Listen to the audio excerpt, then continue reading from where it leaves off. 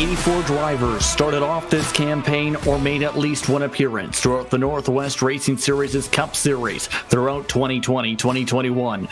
But tonight, it all comes down to the closing stages. For 8 drivers, it's down to them to decide who gets a chance to fight for a championship next week. Only one of them comes in tonight locked in, knowing his secure spot in Seth Frazier after a victory early in the round of 8. But for others, it could be close, and it could be nail-biting to see who gets in and who's left out in the cold for this year's championship fight.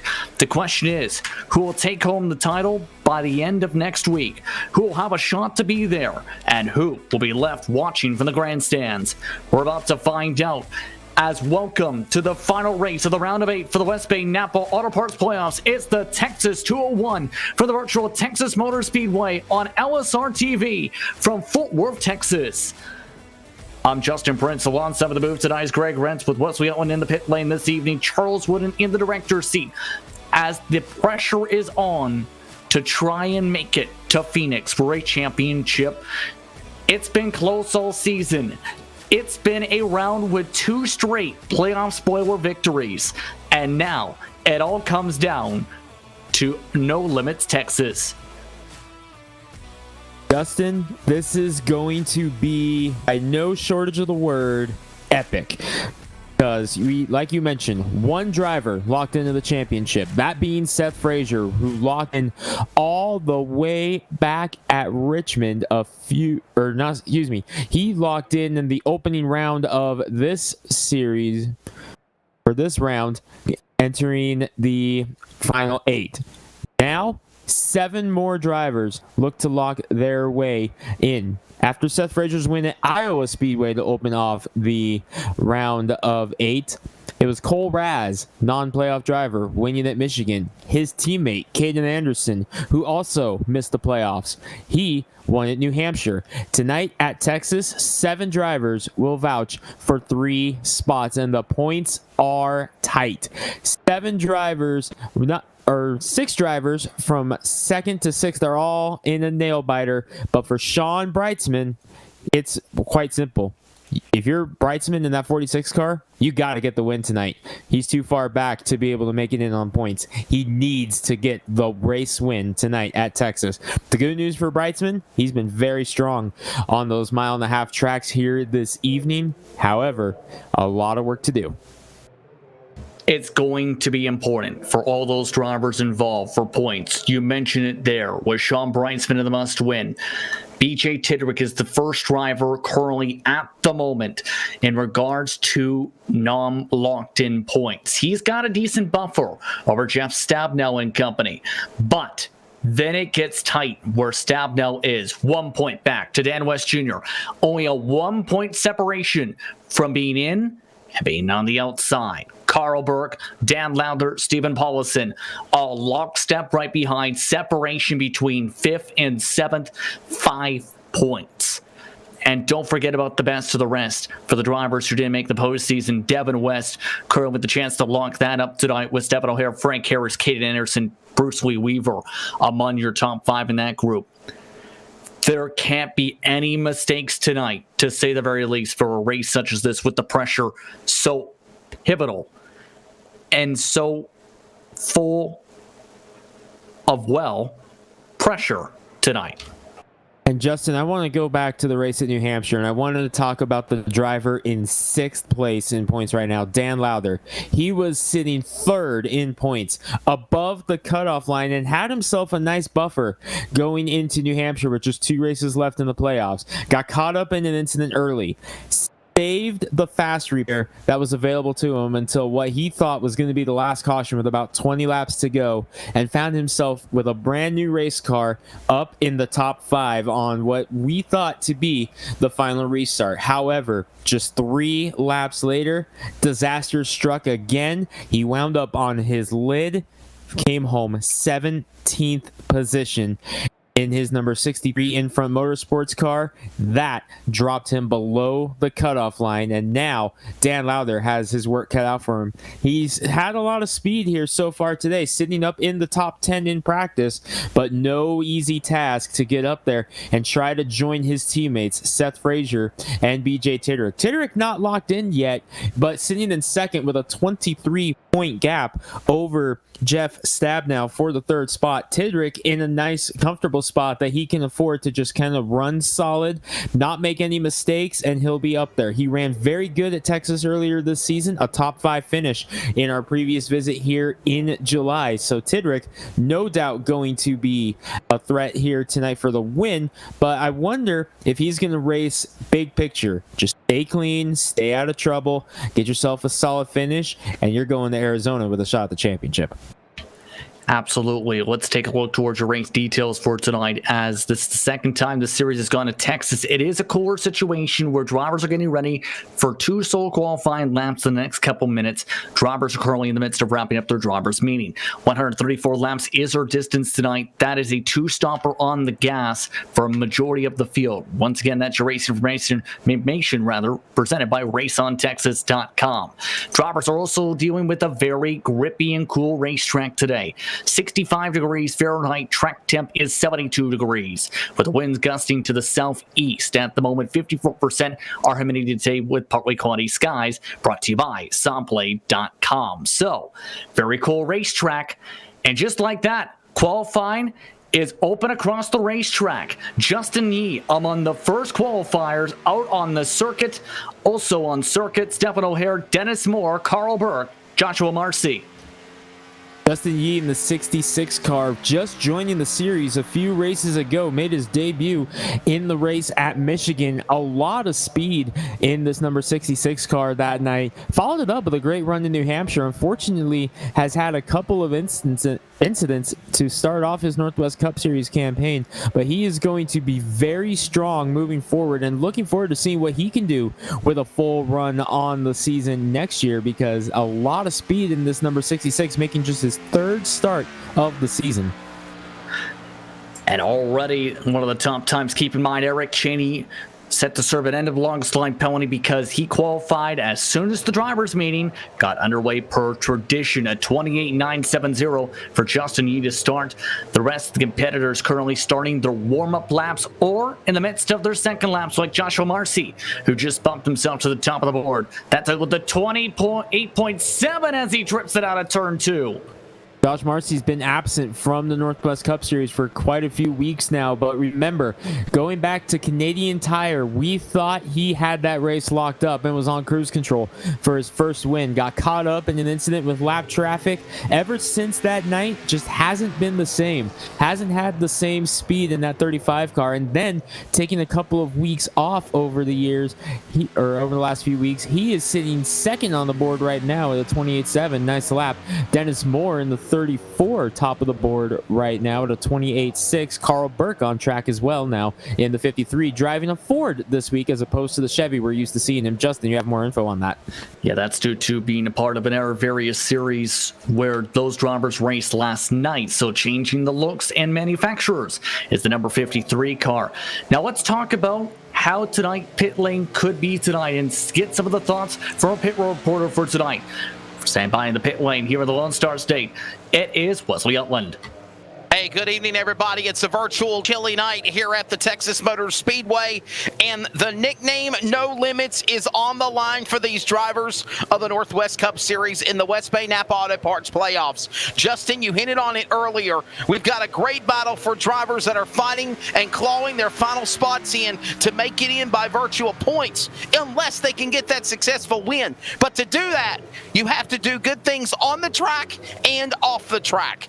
And tonight is a night where you cannot make mistakes. Entrance on the pit road, exits off the pit road. Watch your pit road speed follow and make sure you're watching all of your drivers beside you. You can't make a mistake. You can't make these careless errors like we've seen Devin West that we're seeing on the track now qualifying make, or other drivers on the pit lane. Respect your fellow people beside you. If you can hit your marks, not make a mistake, in and off of the pits, no penalties, play your cards right, you could be one of the 8 that could advance to the championship 4, as only 4 drivers will fight it out from 8 tonight at Texas for the championship. It should be exciting. We will cover the action when they come to the pit lane, strategy and all, at No Limits Texas. Thank you, Wesley. It's going to be an important strategy type of race tonight. Remember, the last time this series came to Texas, it came down to the first of lucky rabbits for Sean Brown. Took a 2-stop at the end of that got him the checker flag in that one. One of the drivers he beat was very competitive Seth Frazier on his first lap. It's 28.9. Keep in mind, the second lap's going to be the quickest ones tonight here, Wesley, at this racetrack, as he really is up the track, though, in 1 and 2. Yeah, we're watching Seth Frazier right on that number 32 machine and watching him as he works his way to the back straightaway at 28.910 seconds.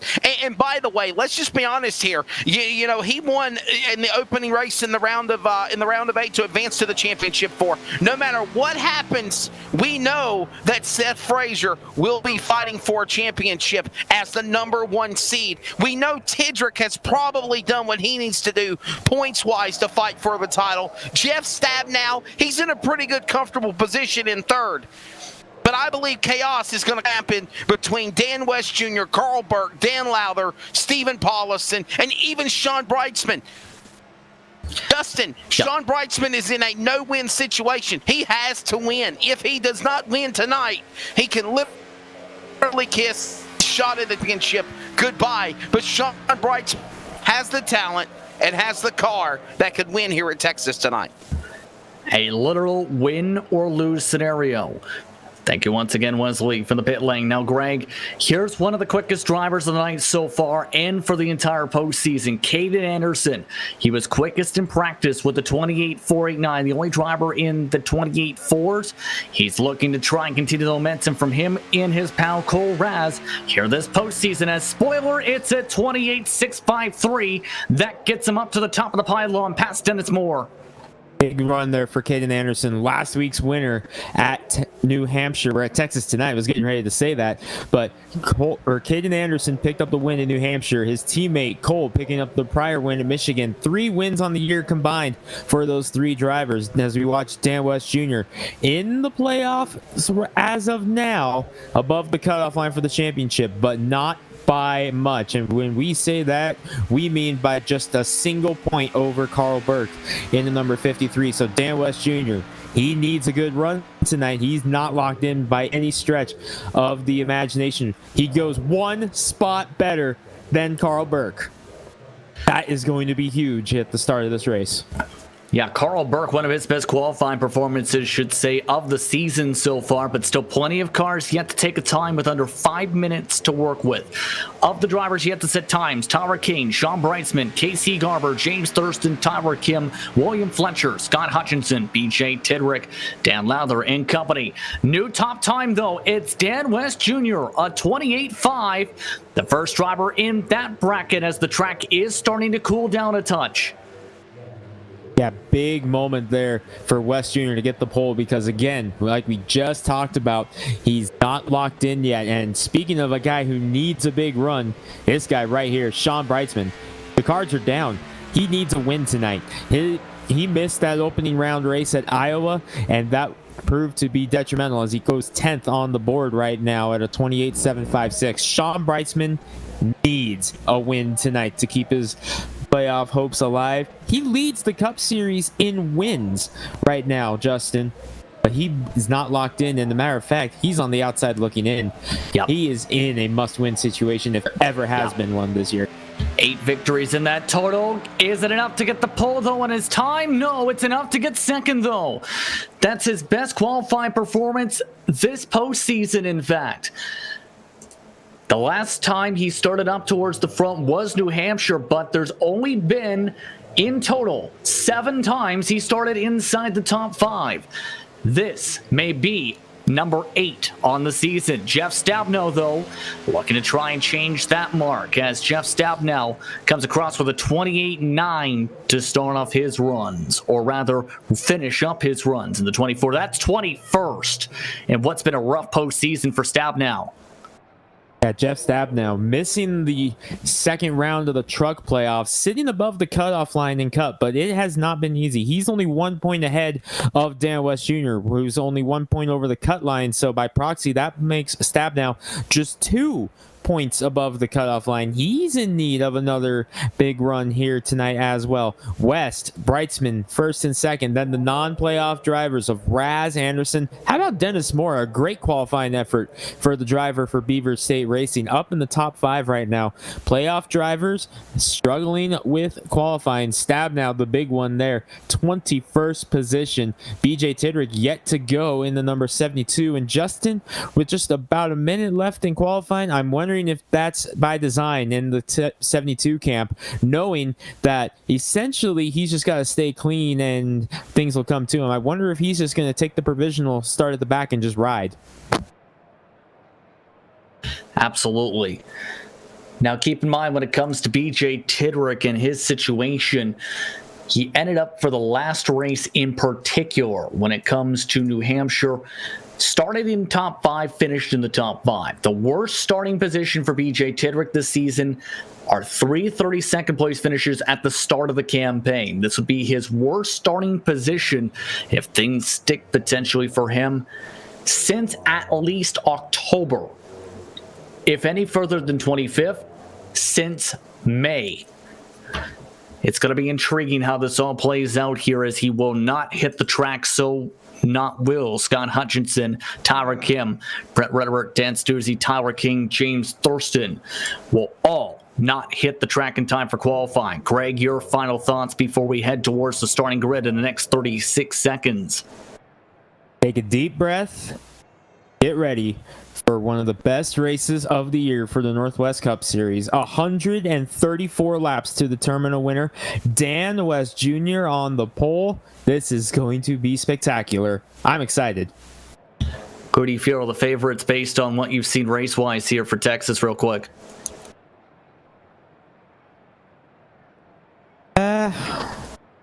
Not sure what to expect from Texas. I know James Vining, he just said that we can expect to see some incidents on turn number 2. He said the car wants to break loose in this one tonight off of turn number 2. Not as bad in 3 and 4, but could be interesting on corner exits. So with the 3rd visit of the season to Texas being the playoff cutoff, can't ask for much of a better show.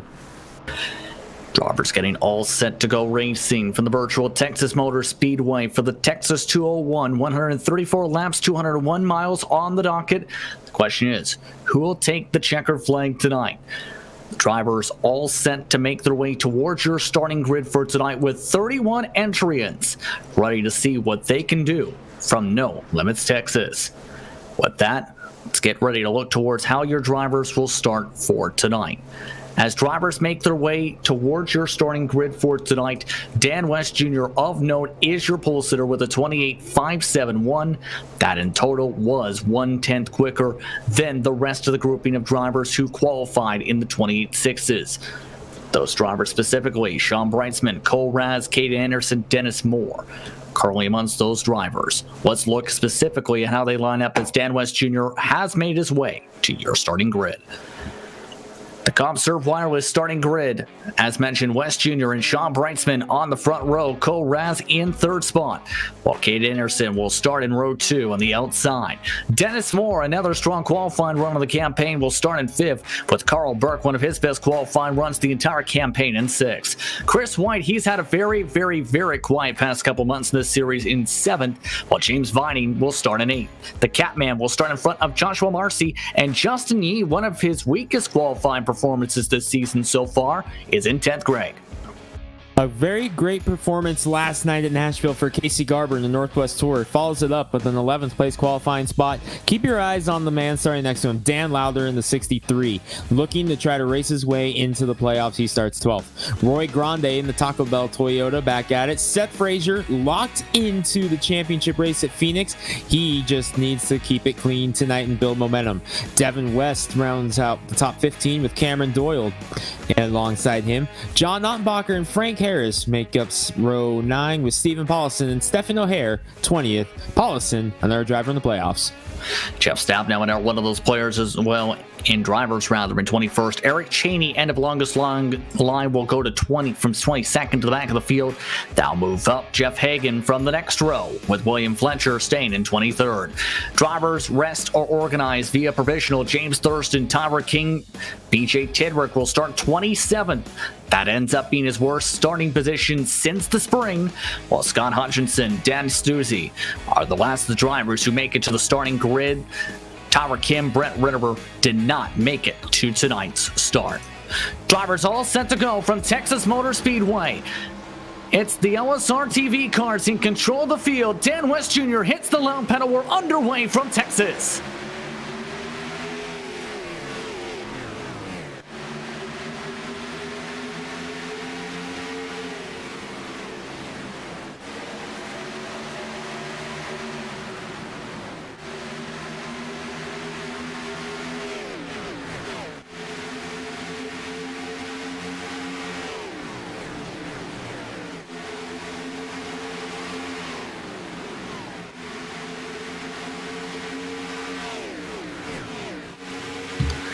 End of the first lap, Dan West Jr. leads, and here comes Cole Raz. He already wants to try and dive to the bottom.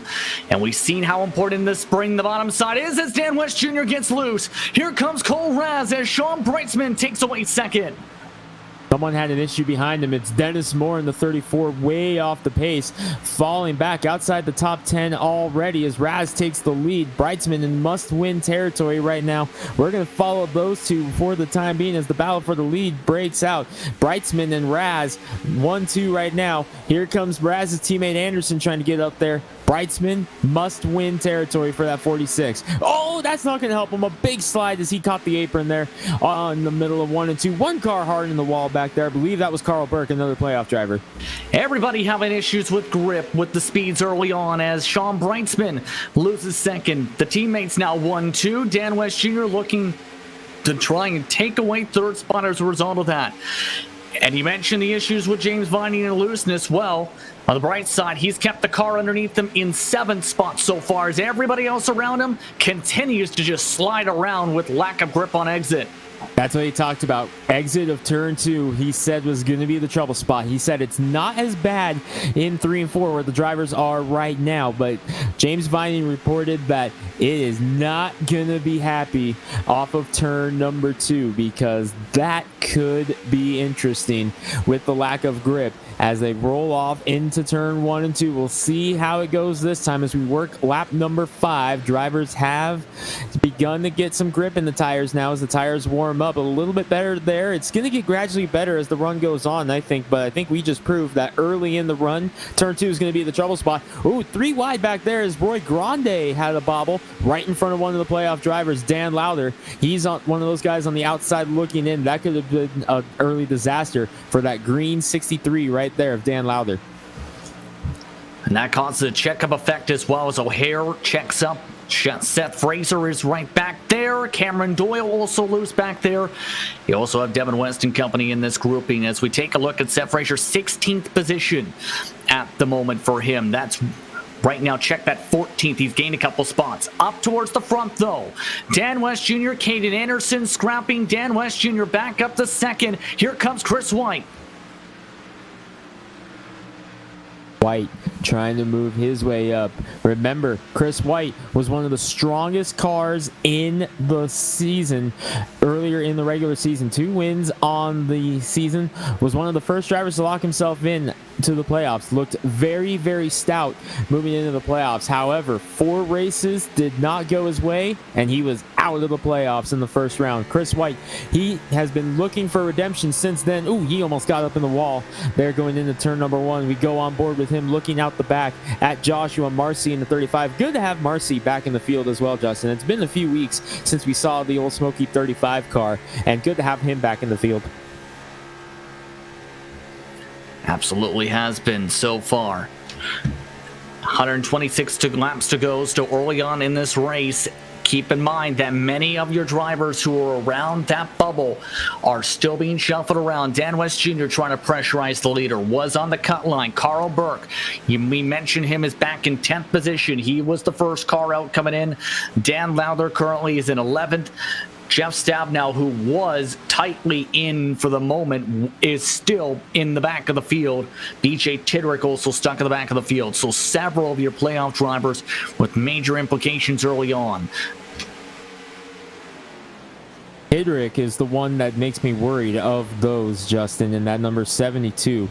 As we look at his teammates, Dan Lowther and Seth Frazier. 3 very, very different mindsets in that Team Ramrod stable tonight, Justin. You got Seth Frazier already locked in. He won at Iowa. He is locked in to Phoenix regardless of what happens. Dan Lowther, that 63 right in front of him, his teammate, he is on the outside looking in after a disastrous finish at New Hampshire, a race that he could have put himself in prime position to clinch tonight. He is on the outside looking in, but a good run tonight with some struggles from other playoff drivers. He's got that right now with Stabnow struggling. He can get himself into the playoffs. Yep. BJ Tidrick back in 26th. He was 25 points to the good. Believe that he would still be good right now as it stands, but just barely. But the 72 of Tidrick, he's going to need to make his way through the field at some point to get himself a little bit more of a cushion, I think. You mentioned Jeff Stabnow. He tapped the wall a couple laps ago. He's been shuffled to 23rd. BJ Tidrick, meanwhile, is still in 26th. And we mentioned in the past how much damage can affect you. It's been hurting him a lot down the straights as a result. You can just see how much in the backdrop James Thurston reeled him in by 2 car lengths that straightaway alone. That's the power of the draft right now here at this track. And I know what the folks at home are thinking as we go on board with Jeff Stabnow in the number 24 playoff driver on the inside of the cutoff, but just barely. I know what you're thinking at home right now. Draft at a 1.5 miles? That doesn't sound right. But with this 550 horsepower package, yes, they draft around at the 1.5 miles in the intermediate tracks. And you're seeing it right now with Thurston. You're seeing another example of it with the number 2 car getting up on the back bumper. Now, this, by the way, for 23rd on the scoring pylon. You see Tidrick back there lurking. But yes, with this package, the high downforce 550 horsepower package, very aero sensitive, and the draft does help. So you've seen more races like you would see at, say, a Talladega or a Daytona this year in the Cup cars than you normally would because of this aero package. It makes drafting very, very important. Expect to see more of this throughout the night. By the way, Stephen Paulson is the car, giving him some dirty air, which, if you remember, was something in the most recent iRacing updates was going to affect for these cars. That usually comes in around 5 laps from now. That dirty air is several cars now having to try and get around Cameron Doyle, who slaps the wall. Up towards the front, though, of note, Joshua Marcy is up to 2nd spot. Sean Breitzman is up to 4th. That's after some shuffling here with some of the positions. They've been fighting fairly back and forth up towards this front. Well, Cole Raz is just trying to keep the clean air as Marcy in the dirty air slides to the bottom of the racetrack. Another case of turn 2 exit, biting another one here as Anderson going to get a nice run on the inside. We do have our first official retiree from the race. It's Dan Stussy into number 78. He has parked it behind the wall and called it a night. So our first driver out of the race, 29, took the green flag down to 28. All of them still on the lead lap that are on the racetrack right now. Raz, with that slide from Marcy, able to open it up a little bit. Anderson right behind, lurking on Marcy. But boy, if you're Sean Breitzman, you know you have to win this race. Do you want to get up and get the lead as soon as possible, or do you kind of want to do what he's doing right now, just kind of ride around in the top 5, get a feel for what your car is going to do in the dirty air so you can use that to your advantage later when it's go time for the win? We'll have to see. Cameron Doyle is now slow in the bottom of the racetrack. He had trouble down the backs with his car race we talked about. He has now made his way to the pit lane. Significant damage on the 06 machine. He had been losing several spots prior to him ducking off the racetrack. This may be one of our other DNFs of the race, as he's already getting significant damage repairs done. All while Cole Raz starting to take advantage of that clean air effect. Just pulled away a little bit in the past couple laps by 3/10. Greg. Yeah, Raz really doing a nice job using that clean air. What I've noticed with him, he's kind of just running his line and letting Marcy have to dictate what he does. Cameron Doyle has officially climbed out of the car, and they have loaded it up on the trailer, so he is done for the day. But Raz, he's not necessarily going on defense right now, which I like to see that right now at this stage of the race. He's not on defense. He's just running his line and letting Marcy try to dictate where he goes. And Caden Anderson right behind, putting pressure on Marcy, is also assisting that. But now Marcy's up in the slipstream of Raz, and he's going to be able to draft right back up to where he was before that happened. Meanwhile, near the back, or middle of the pack, another playoff driver beginning to fall down the pylon. It's Dan Lowder, into number 63, was up hovering around the top 10. He's down to 17th position right now, trying to fight back on Roy Grande. So I'm wondering if Dan Lowder going into kind of a defense mode right now and just kind of protect the car. Still working early, lap 21 of 134, still over 100 laps to go. But Lowder on the outside looking in, entering tonight, trying to get a run up on Roy Grande, to get a run. Needs to get around Carl Burke in the points to get it done. He's 2 spots behind Burke, 3, So work to do for Lowder, but going on defense and just kind of saving the car. Now he's going to try to pick him off one at a time. Lowder knows how to win in the clutch. He had to win at Talladega just to get into the playoffs. He did that. Going to try it again here tonight. You mentioned Carl Burke, by the way. He is currently sliding right back to Lowder. Of note, he is led by 3 cars in the past 2 laps alone. Meanwhile, Sean Brightsman staying up towards the front. It's turned into a 4-car pack, including a fight for second. Caden Anderson with the run on the bottom this time takes it away from RC. Anderson with a nice run there through 1 and 2 to get the lead, trying to bring Brightsman with him, but Marcy able to take the run away from Brightsman and shut the door. And now Marcy's going to get a nice run into turn number 3 as he's able to catch that draft of Anderson, who slides up the track a little bit there in the middle of turn 3 and 4. Behind them, Chris White able to get around Dan West Jr., gets the nose in front, beats him to the line. That's big for West because that's another spot lost for the number 55. Justin Yee, a lot of speed behind him as well. Dan West Jr. in a position where every point is critical. He slides off of turn number 2. Battles going on all over the racetrack, and it feels like every single one of them big playoff implications. And wow, Joshua Marcy had a huge run into turn number 3 on Caden Anderson. Had to check up there. Sean Brightsman, though, with a better run by far, though, down the front straightaway. Just taking a couple laps to set it up as the 46. And the Brights Boutique machine slips and slides his way to the bottom of the racetrack up to 3rd. So Brightsman, keeping himself in decent position, just needs to clear by Marcy in 3 and 4 and does. That, however, does allow Chris White and Dan West Jr. within 1 second again of these cars. Able to get around Marcy for 3rd as Anderson try to reel in his teammate now. Marcy with a crossover. I'm watching the 83 of Chris White. We've had 2 playoff spoilers right now. They're sitting 1st and 2nd. Chris White, he has a win at Texas this year as well. He picked up his 2nd win of the season here at Texas. So he knows how to get it done here. He could be a playoff spoiler tonight as well. Of note, Dan West Jr. has a problem with his car. He just got passed by Justin Yee. He has right front damage, and right now is running up to 3/10 slower a lap on average, 2/10 a lap off. Look at that right front, around where that duct is, where it's crunched on in, a little bit of a wrinkle that's costing him a lot down the straightaways.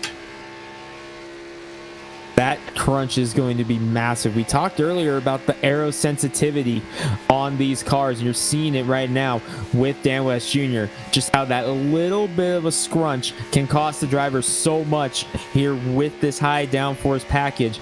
Dan West Jr. is in trouble. Normally, Justin, we talk about drivers maybe wanting to save that fast repair, but for West Jr. and how tight of a playoff battle he's in right now, he may have to think about taking it as soon as possible to not sacrifice that track position, because the way it's been so far, he might have a tough time getting back through if he loses too much ground. So I think Dan West Jr. has to start thinking about that damage repair now. Absolutely, at this rate. Indeed, keep in mind that the last time this series was at Texas, it was 5 caution flags back in the summertime. That is a long difference from now. Keep in mind that the first Texas race was on the old configuration of Texas Motor Speedway, the 2009 version of this racetrack. Keep in mind as well, by the way, your biggest movers, +9, Stepan O'Hare, who needed some good runs, and Muncie, LSR TV best of the rest. But Carl Burke continuing to go backwards of note. -10 is our biggest dropper still in the race so far, in 16th and going even lower on the pylon.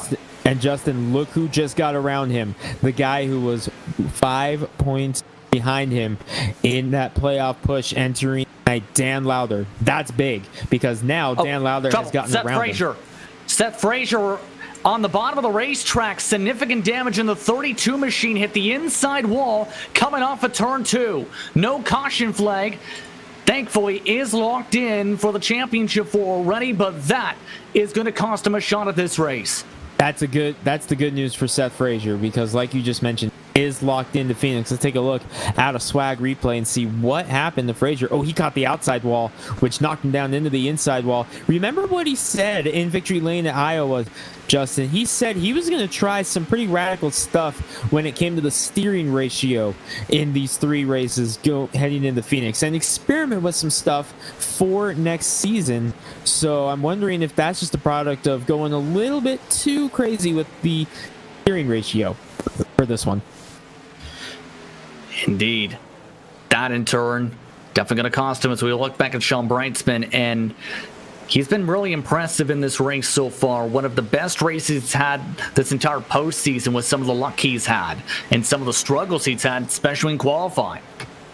Brightsman struggling not just in the playoffs, all year on the qualifying stage as well. He was kind of mid-pack qualifying, but knew how to race his way up to the front. But we talked about Iowa just a moment ago. Frazier getting that win. By the way, he is coming off of pit road right now, I believe, as we watch Sean Brightsman. But Justin, how big is it, the fact that Brightsman missed that Iowa race, because it's put him in that must-win scenario that he's in now? You got to imagine, though, if he does make that race at Iowa, which he knew well in advance he was going to miss. He told us the week before that he wasn't going to be Iowa, so that was planned for a while. But if he does make that, where is he rank up with the rest of these guys? Does he have good enough runs the rest of the playoff round that he's far enough ahead that he doesn't even have to worry tonight, where he's in like a Tidrick role? I mean, think about it this way. That is, say, a 20th place run at Iowa would get him right around that battle for the cut line, and instead of what is turned into a battle from about third right now off to 7th, could be a 3rd all the way to 8th. That's the way I kind of think about it that way, Greg, and curious on how you think about it personally. Keep in mind, he is a little bit quicker than Cannon Anderson, too, with a chance to move to 2nd, but needs to find a way to get an extra couple tenths a lap on Cole Raz. Yeah, he's going to need to try something here. But to answer your question, I'm right there with you, but I think he picks up a big win, or not a big win, but I think he has a big finish at Iowa. We know Brightsman knows how to close these races out, so I think he gets a good start to the playoffs there, and then is able to carry that momentum real quick. Taking a glance back at the previous, or the other 2 races for Brightsman, he finished outside of the top 10 at Michigan, finished in the 20th position at Michigan, so that wasn't great for him, but he did get a top 5 in New Hampshire at the last race. So with that, I think he's right there, like you said, in the hunt with these guys like Stabnow, West, and Burke and Lowther and company. I think Brightspin's right there in the mix with him, and within a point or two if he doesn't, or if he makes Iowa. By the way, we talked about BJ Tidrick and how he was kind of taking it easy. He's slowly making his way up. He just got around Carl Burke and has just cracked the top 15. Tidrick, we talked about him kind of taking it easy in the number 72, just needing to stay clean, and he would be up there in the playoffs at Phoenix Race International Speedway. Here he is up in the top 15, climbing, helping out his playoffs, trying to get himself locked in. And with these playoff drivers behind him, who else does that help? His teammate, Dan Lowther, who's up in 13th. Does have to eventually pass him. Keep in mind he is in the range of Tyler Kane as well for 14th spot. Both of them up 12 spots, your biggest movers in the race. And keep in mind, the pace difference, Tidrick is running the same speed as your race leader. Kane ran a 35 Oh, Lowther's in the wall. Dan Lowther's in the wall. No caution, but Dan Lowther, we just talked about it. Off of turn number 2, he caught the wall. And that's going to hurt the 63. That was off of turn 2 with the right front and was able to save it. And that's going to really hurt his momentum for this race as BJ Tidrick coming in quick to pass by him for 13th. Here's the good news, though. We're coming up on green flag pit stops, Justin. It's getting pretty close to that window. When do you think we're going to see them? First question. And now, do you think that may force Dan Lowther to come down early and have to short pit with the hit to the wall there? We'll have to see, especially since this is around the range where some drivers in the eNASCAR Coca-Cola iRacing Series split the race evenly to sections of 40 to 45, then to about lap 90. Others prefer to go until all the way to lap 50 to 55. We'll have to see how the strategy plays out for tonight. Keep in mind that Jeff Stabnow, who had damage repair, just did a massive undercut for repairs just now real quickly in 26th position is where he's now scored behind Seth Frazier on the racetrack by about 9 to 10 seconds plus for the Lucky Dog. No other cars outside of Frazier and Stabnow have made scheduled pit stops, or rather unscheduled stops for significant damage who are inside the playoff conversation. That's big that Frazier currently holds the Lucky Dog. We've gone yellow free for the first 40 laps of this race, but in the event of a caution, which always seems to happen right around the pit stop cycle, I've noticed here in this series, so don't at all be surprised if the commentator's curse strikes again. But as of now, if it happens before that cycle, which Carl Burke is coming down, Carl Burke has had enough. He's on pit road now in the number 53 for his pit stop, but Seth Frazier currently holds the Lucky Dog. Jeff Stabnow would be pinned 2 laps down if a caution came out right now. Wesley, over to you. Yeah, I got a feeling there's going to be a lot of green flag pit stops here in just a moment. And this driver coming down to the pit lane of Carl Burke is just the start of it. Looks like it's going to be 4 tires, splash of the Sunoco fuel going in there virtually on that number 53 machine. Normally he's in a Chevrolet, but again, due to a race change last night, he's in a Ford. Happy with the car. Down and away. Burke back on track. So he's going with the undercut call as well to try and gain track position. Keep in mind, he has been competing in that Sunday series, as we talked about a little bit, with some of the drivers that are officiated, or rather affiliated with drivers that are fielded in the eNASCAR Coca-Cola iRacing Series and their teammates. Also, keep in mind that he has also been trying to compete in events such as the Fake 500, along with Lance Spomberg. That's coming up this week as well. 89 laps to go from Texas. Scott Hutchinson is the next car in the pit lane. He's now in for service. He's had some struggles throughout this race already up on the Jacks Wesley. Yeah, 4 tires and fuel for the champion spark plugs. The entry of Scott Hutchinson. You see no harm, no foul. That car looking really good. Also, some more cars beginning this cycle of green flag pit stops. John Ottenbacher, Team LSR TV entry onto the pit lane. 4 tires and fuel. Big Bird, Eric Cheney in the 76. He'll get ready to come down and make pit stops as well. Yes, indeed. And Dan Lowther with a very early pit entry, and that's going to cost the 63 right now where he's at. He entered the pit lane, Wesley, on the apron in turn 3. He's going to lose potentially 3 or 4 seconds from that. Yeah, he was committed quickly to come down to the pit lane as Dan Lowther has been having problems in this first half of the race, the opening 50 laps. Contenders fighting his way into the playoffs after that crazy finish at Talladega before the start of the West Bay Napa Auto Parts playoffs, and this story, Cinderella ending possibly coming here tonight at Texas. But again, still a lot of racing left to go. Dan Lowther, 4 tires and fuel, he's down and away as well. Hearing that, understanding also, guys, the 76 shot his pit stall. He had to back up on Eric Channing, and here comes also Chris White.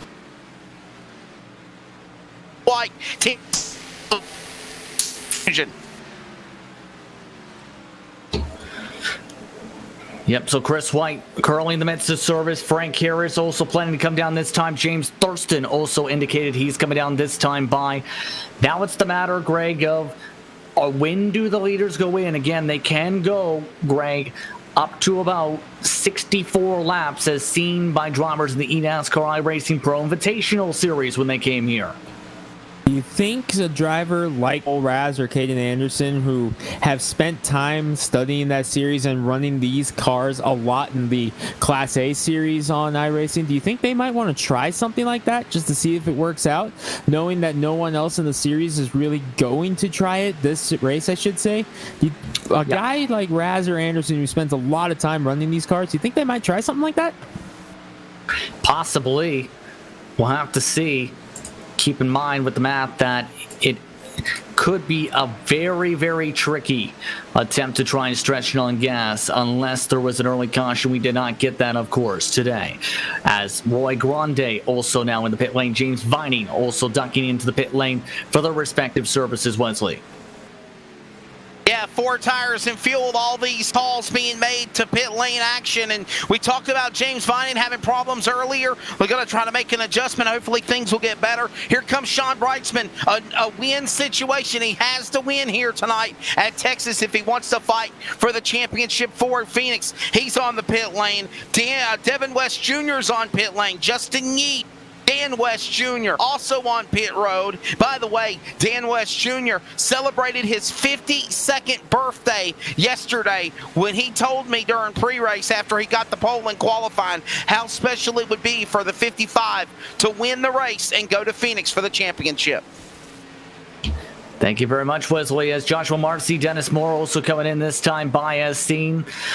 This has been an intriguing race, clean and green so far, with just the mistakes costing a couple competitors. Of note, also a smoke pluff coming off from some of these cars burning their way off the pit lane.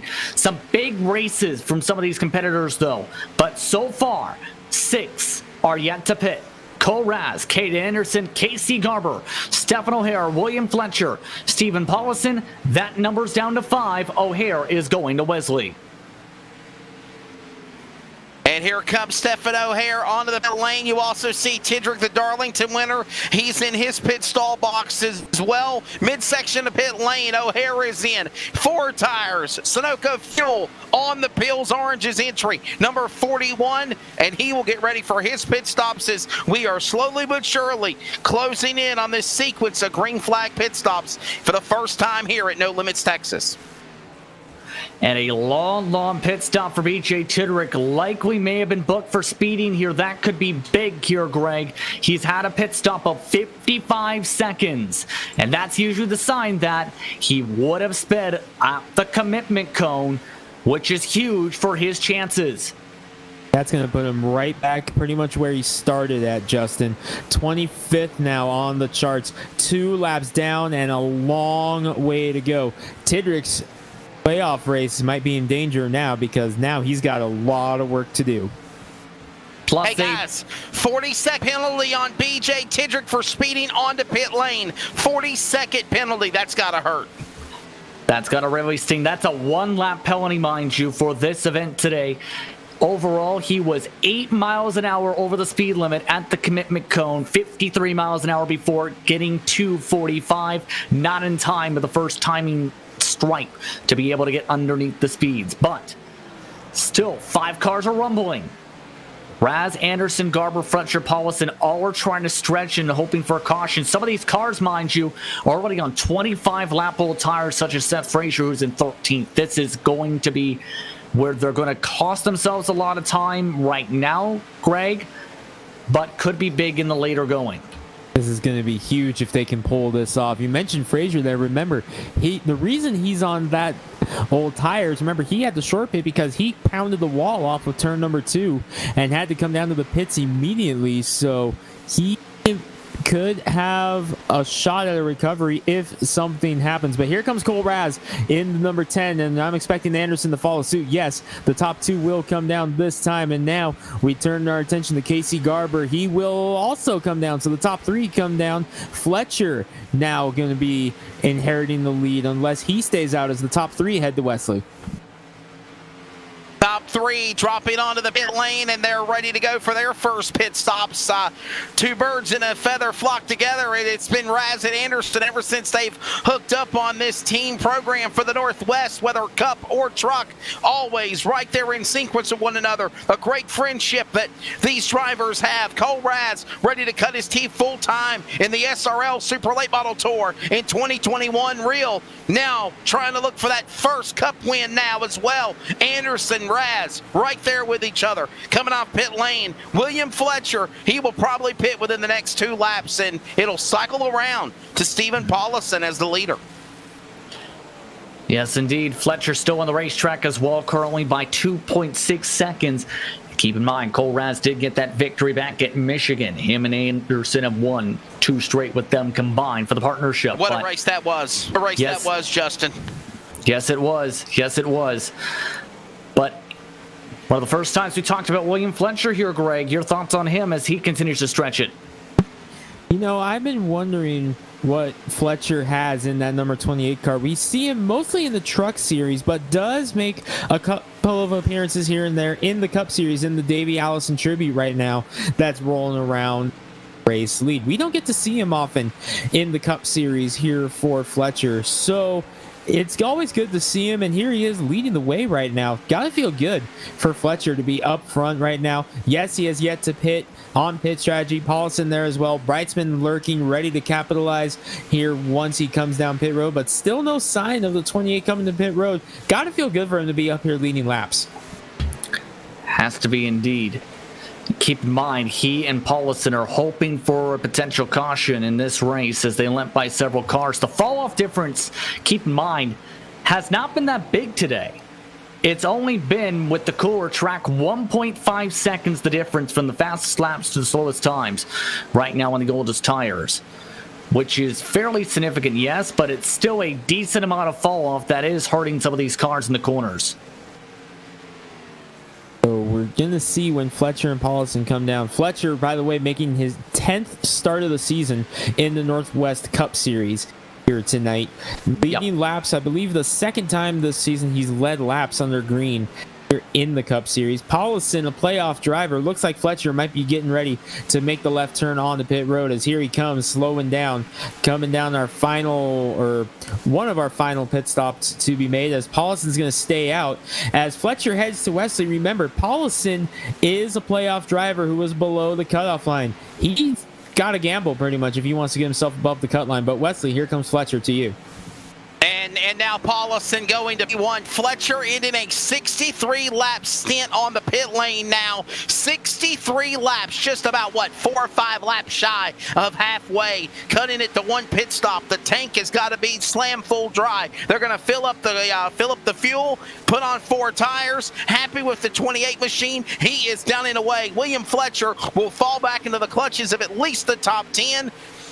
And again, now Paulison, he comes down to pit lane. He'll stretch his to a 64-lap stint on a set of tires and fuel. So now Paulison, the Jim Beam colors, goes in his Toyota to his pit stall. It's 4 tires. It's Sunoco fuel virtually. And now everybody cycles around, Sean Brightsman, who needs to win here to advance to Phoenix in the Championship 4. Coming to the start-finish line, Sean Brightsman, the new leader here at Texas.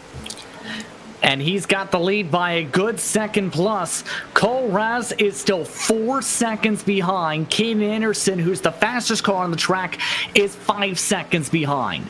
That's what Joshua Marcy, Justin Yee, Chris White in between those respective positions as Devin West sacrifices a spot with Caden Anderson to his inside. This could be an interesting call that, if it works out for Brightsman here, Greg, could be big.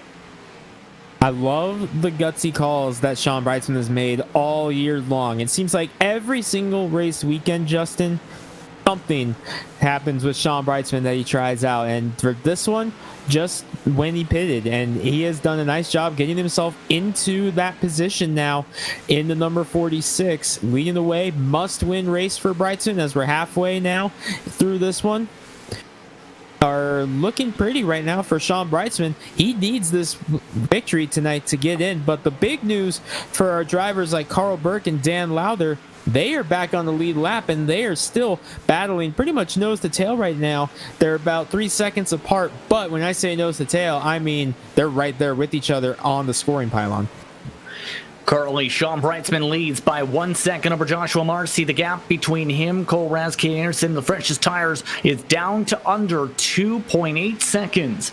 Take you quickly side by side. You're watching OSR TV for the virtual Texas Motor Speedway. This is the Northwest Cup Series for the Texas 201.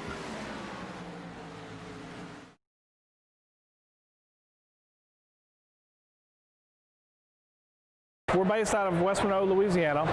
We do custom T-shirts, racing. We'll do any shirt. We'll do schools, churches, fundraisers. We do a ton of event shirts, as you can see on our board here, all around our banner. Personalized. I mean, we do anything. It doesn't matter to us. We got the custom rugs. We use all the, top quality shirts, inks and everything. Hoodies, hats. We do embroidered hats, embroidered shirts. Just you can call us for anything. We do offer the bag and fold to where you can receive them and they're already labeled and tagged and bagged, ready to give out to your customer and stuff. So you can just call us and just tell us, hey, this is what we're looking at doing. And if we're going to put the car on there, it is 125 quantity minimum. If it's without the car, it's 60 quantity minimum. That's strictly on the racing stuff.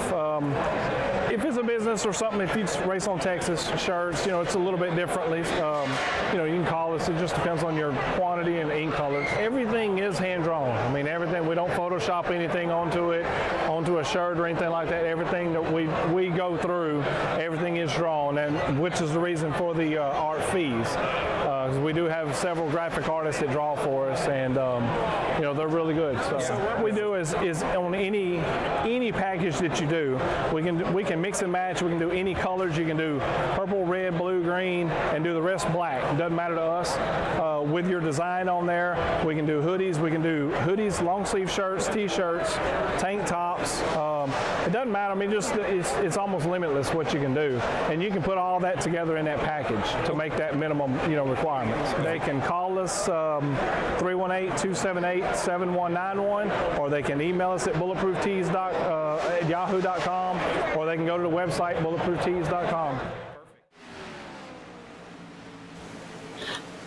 Back live on OSR TV as Stefano Harris had a crash down the front stretch into the pit lane. He has already made his way to his pit stall after sliding off in turn 4 and going nose first in the fence. No caution as Cole Raz is already to second, 1 second back here race leader. Anderson within a couple tenths of Joshua Marcy's car. A crazy stretch the past couple moments, but Cole Raz's fresher tires are coming in fast.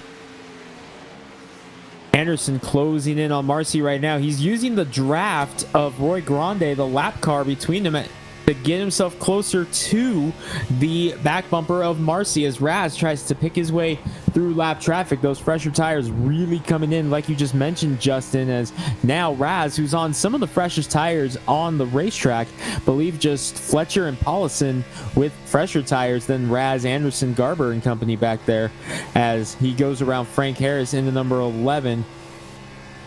Brightsman trying to get up there and get as big a lead as he can before Raz can start reeling them in. Brightsman right now, he's going to be trying to catch the draft of that car up in front of him, which is the 2 of Thurston, because he needs to keep Raz behind him as much as possible because, like we said, he's in must-win territory. Although, if some of these playoff drivers continue to have these struggles like we've seen, Jeff Stabnow got pinned a lap down early, but he's recovered to 13th. Dan Lowther pinned a lap down right now in the number 63 after hitting the wall. Carl Burke has struggled throughout most of the day. BJ Tidderick got that penalty. If enough drivers have issues, can Brightsman mathematically get the points necessary to get himself in without the win if things go his way? That's a good question. Looking towards the calculations on that. I think he can, but it's going to take a lot of luck. I think he's going to need a lot of help. Was going to say he needs a lot, and I mean a lot of luck for this type of race today, especially with the pace going on. The gap is down to only a couple tenths, though, as Raz is starting to equalize out a little bit now that he's in the dirty air of Brightsman. Of note, Dan Lowther has come into the pit lane a second time. He had lost 2 positions just that past lap, and the 63 has had more damage come onto his race car. That was after some contact, it appears, and that may spell trouble for the rest of his hopes, for the rest of the chances in West Bay Napa Motorsports playoffs as he takes the set. And now, Justin, how big is that late race problem at New Hampshire? Because remember, before that, he was above the cut line, and now he is finding himself deep in the field here in this one. 24th, the lowest scored playoff driver right now. Dan Lowther's going to need a miracle right now. Sean Brightsman is hoping for some luck right now up at the front of the field, meanwhile, as it's a 1/10 of a second reeled in now. Raz right there within 2/10 of a second. The bright side when it comes to Brightsman is, and I'm not talking about just the bright sun that's currently setting over the top turn 1, is he's been really good in 1 and 2. Problem is, Raz has been better in 3 and 4 as Thurston lets him by in a bit of a bobble. The bobble there. Raz trying to close the gap on Brightsman more. I was watching Dan West Jr. in the number 55, and he's kind of realizing that, hey, some of the guys I'm in that dogfight with are having trouble. So West Jr. not really pushing the envelope right now, as he is in 9th position right now, all by himself, 3 seconds back of the next car in front of him, which is Dennis Moore, and then 2 seconds over the next car behind him, which is Casey Garber. So Dan West Jr. kind of all by himself right now, in communications with his team, knowing that, hey, these other playoff drivers are having some problems. I'm above the playoff cut line as it is. I just need to ride it out and just try to be there at the end. And looking at this right now, if the checker flag were to fall right now, your final 4 would be Seth Frazier, Sean Brightsman with the win at this moment. But I believe that Tidderick and West Jr. would have just enough of a cushion to get it in on points. However, that's changing by the lap right now, especially with Tidderick still pinned the lap down in 22nd position. It can come down to what happens post-race with how things fare as a car hits the wall in front of them. That's Jeff Hagan. He's able to save it and keep it straight, no caution flag. And he is the last car running on the track of note. That was the 27 again of Hagan, who just knocked the fence down in front of the leaders. Here's a question for you right now, Justin. Talking about that, as of now, unofficially, that's just me doing my announcer math, which we all know how accurate that is for that one. But here's my question. You look at Jeff Stabnow right now in the 13th position. If what I'm looking at holds true, if Cole Raz can make the pass and get around Brightsman, that would move Stabnow back above the cut line and move Brightsman beneath it. So if you're Jeff Stabnow right now, are you hoping your teammate Brightsman can hold on and get himself the win at the cost of your championship? Or are you pulling for your rival team, Cole Raz, to get around your teammate so you can go for the championship? That's actually the hardest question to answer is, do you choose yourself in your career or do you choose your team and their success? that's something to ponder if you're Jeff Stabnow right now, and he might have to really think about that pretty quick because Cole Raz has caught up to Sean Brightsman. They're getting passed by some lap traffic who I believe came down for more service. Seth Frazier, again, he can afford to gamble in that number 32 car because he had himself locked in after that win at Iowa. He can afford to take a couple risks here and there.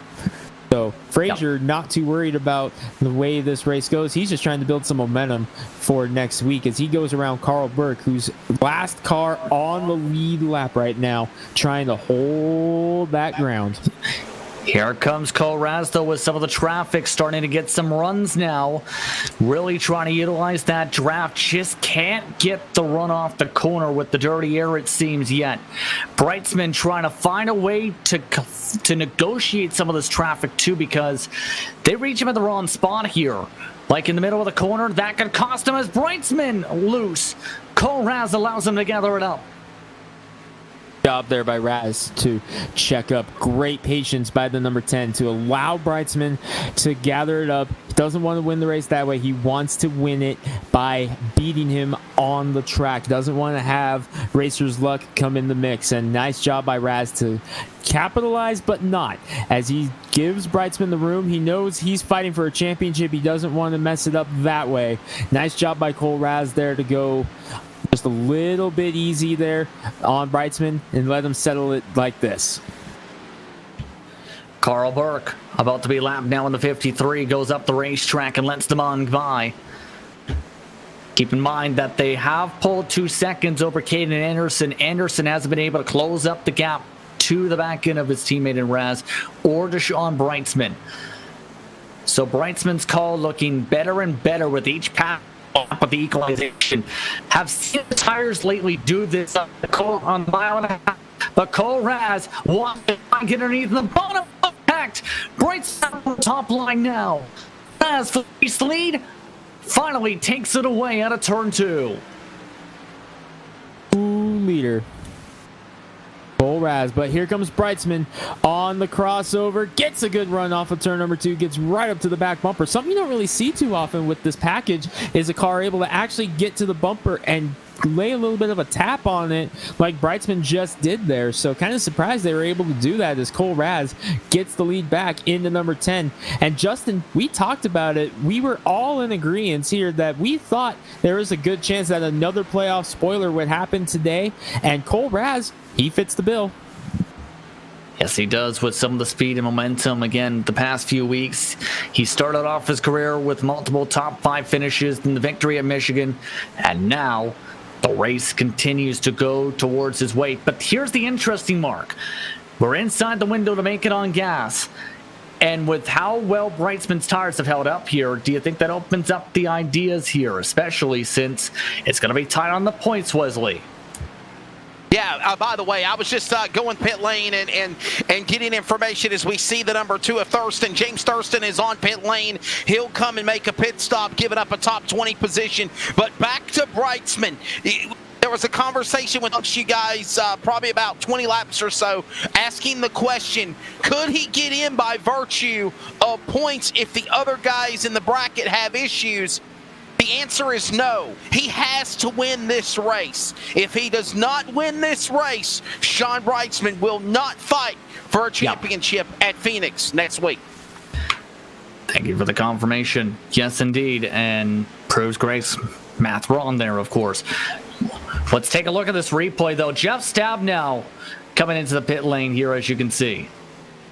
Stabnow on pit road. Yeah, but take a look at what comes up here next. And you can see he's missing his box and decides, you know what, I'm going to go around. That's big because he was one of those drivers on the bubble. He's just now coming around to try it again. That is big for Stabnow. Yep, he's actually coming around right now into his pit box.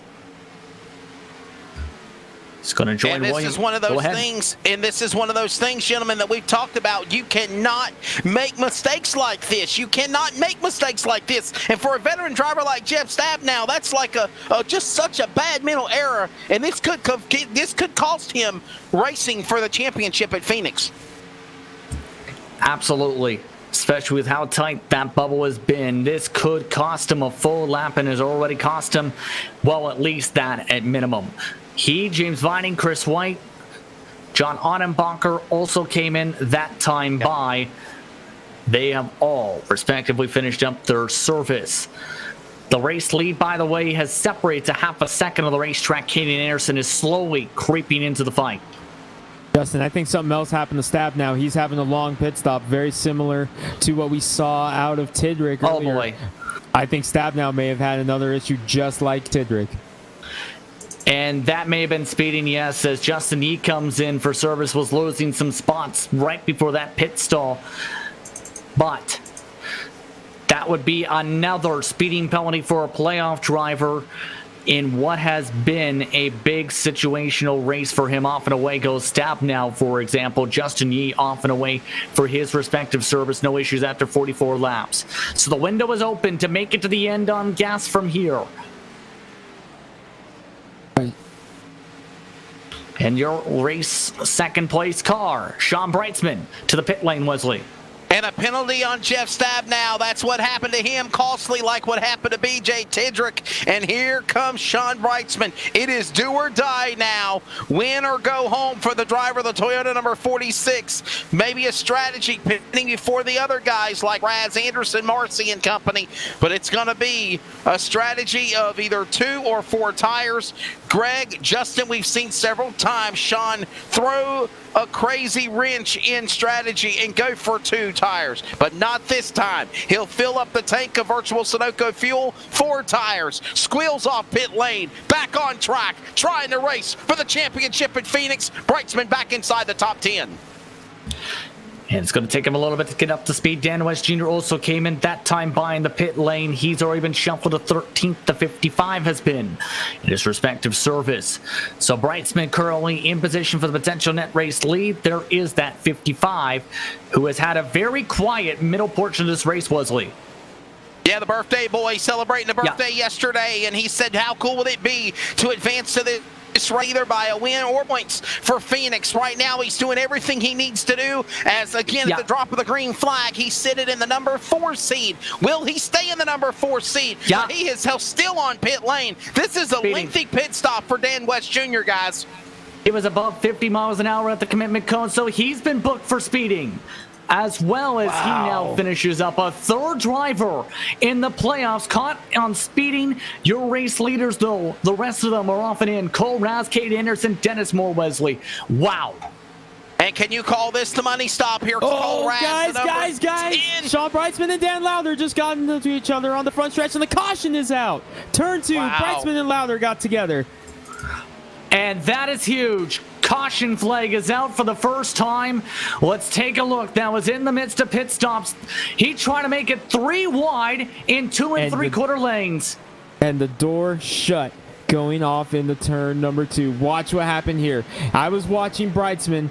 He goes into turn number 1. He tries to go to the middle, and the door closes. And I'm not sure what he was thinking there. Car might not be that badly damaged, though, guys. Does have a fast repair, but still, why are you going 3 wide? You're the net race leader. Greg, you have to explain this to me. Why would he do that?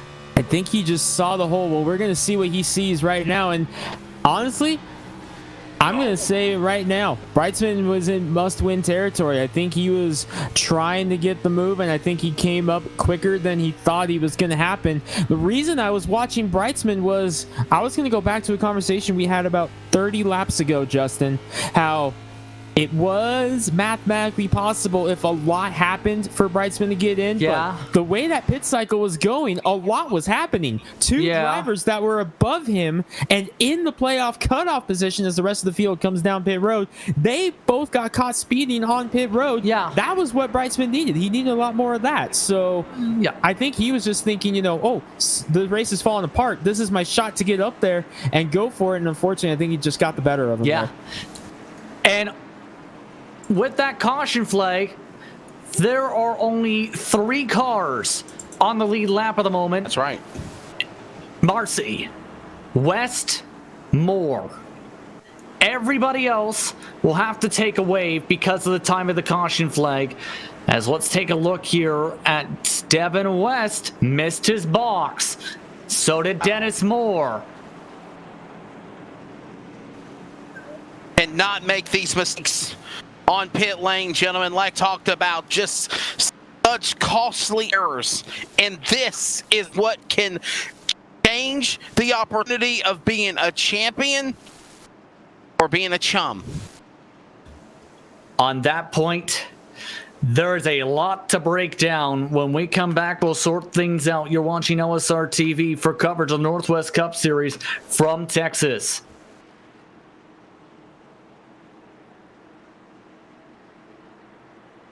ETE Reman is the world's best remanufacturer of transmissions for import and domestic cars and trucks.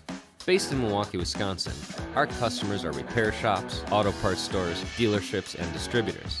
And with 6 nationwide warehouses, we're where and when you need us. So when you're looking for a transmission that is like new, only better, instill confidence and install ETE Reman.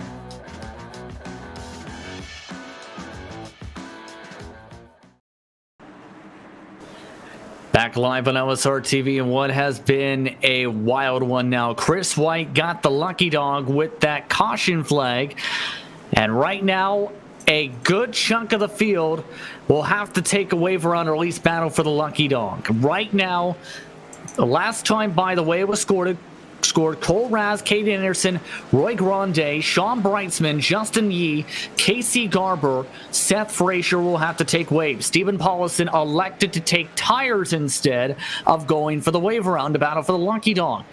Everybody else is still pinned at least one lap down and or took tires. That includes Cheney, Tidrick, Burke, Vining, Lowther, Kane, Harris. This is interesting.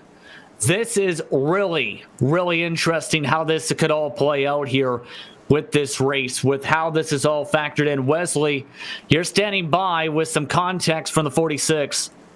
I just spoke to Sean Breitzman and the crew, and he said, Wesley, it was just dumb judgment on my part. I thought I saw an opening. I went for it. I got excited because, yes, I am hearing the in-car communication of some of my teammates having their problems. They're fighting for a championship. I'm fighting for a championship. Though we're teammates, as we see Cole Raz, Caden Anderson, so many top contenders go for the waiver round here at 1 to go. Just making a mistake. Jeff Stabnow, the same thing. He said, well, Wesley, I can kiss my championship hopes goodbye. He got analyzed 4 laps down for Jeff Stabnow. He pretty much says his fate is sealed to go to Phoenix for a championship. And we're at 1 to go with a lot of waiver rounds. 11 cars is where it's now placed. Seth Frazier will be the last of those cars. Wow. Under 30 to go, and things just took a massive turn, and this just possibly may have fell into the lap of Joshua Marcy this type of race, since he is one of the few drivers on the freshest tires in this field, and he's been quick all day. He has been very fast all day, and we've been talking about it. He is due. Some would say he's overdue for a big one here tonight. Look who's up in third, starting deep in the field, though. Devin West in the number 5. A good finish here. He clinches the LSR TV best of the rest. They're coming to green. 30 laps to go. We're going to be 29 when we take the green. Shootout time. 29 to go from No Limits, Texas, and oh boy, some of these drivers really followed that emphasis, and unfortunately, it didn't work for them.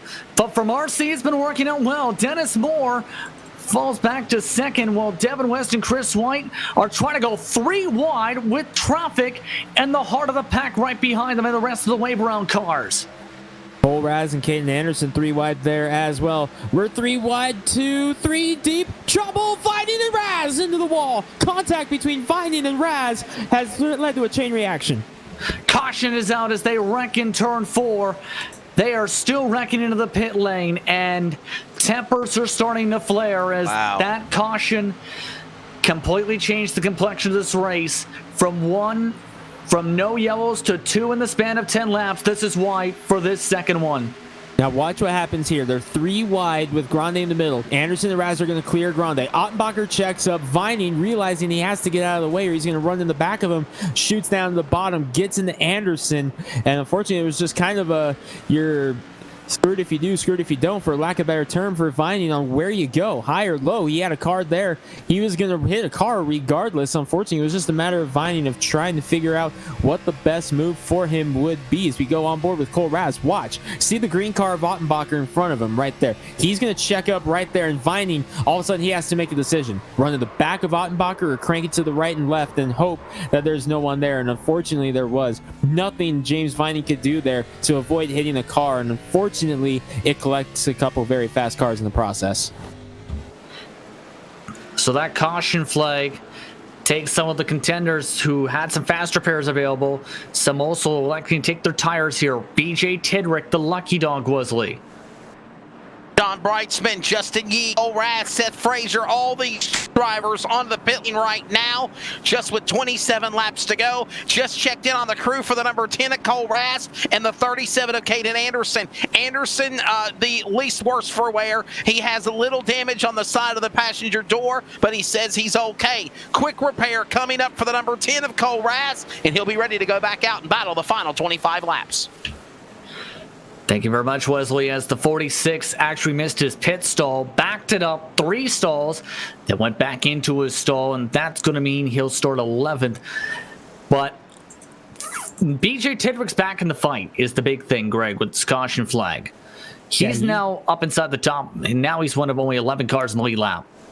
Yeah, he's the final car on the lead lap right now. But I'm looking at the spots behind him because those 3 drivers who were in that battle for what was beneath the cutoff line, Paulison, Burke, and Lowther, with Jeff Stab now having his issues and Dan West Jr. having his issues, all of a sudden, 2 of those 3 drivers are looking like they're above the cutoff line right now with Brightsman not in the lead. Burke, Paulson, and Lowther, they're all 1 lap down. They're all within 5 positions of each other. And looking at it right now, 2 of those 3 are in position to transfer in, those being Paulson and Burke. But Lowther coming down pit road for tires and repairs, Paulson and Burke staying out. So Lowther is going to have fresher tires than the 2 guys he now needs to get around to try to get into the playoffs. He's going to need to get around both of them, though. We only ran a lap, though. That's the thing. You have to think about it on that note. But this race has had a long green flag run and now has had some different players. We talked about Dennis Moore. We haven't mentioned his name in a while. He's now back inside this fight. It's been someone that had mistakes early on, but has started to mitigate those mistakes and limit the mistakes, rather. What I'm trying to point out is, and that's kind of helping out him because right now he's one of the quicker cars time-wise on the long run.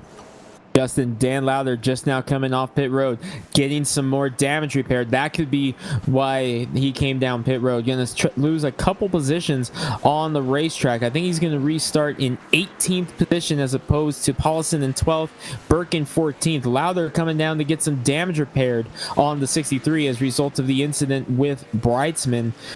So Lowther, he knows he's got to get that car repaired to be able to get up there and make a run for the playoffs right now. He knows what he's got to do, and he's doing exactly that with these pit stops here late in the going. So we got 2 battles here. The battle for the win between 2 guys looking for their first win with Marcy and Moore. Chris White and Devin West each looking for win number 3 on the season. Anderson trying to recover for win number 3. You also have that battle. Now it looks like it's between Paulison, Burke, and Lowther for the final 2 transfer spots. 2 of those 3 can race their way in off of points right now. So we're going to have to keep our battle equally on the battle for the lead, and 12th, 14th, and 18th on your pylon right now. 58, 53, 63. Yep. 24 laps to go when the green flag flies. Again, to reset, it's Marcy and Moore, West and White, Garber and Anderson, Frazier and Raz, then Yee and Brightsman. Tidrick is the lucky dog, has to pass by several lap down cars.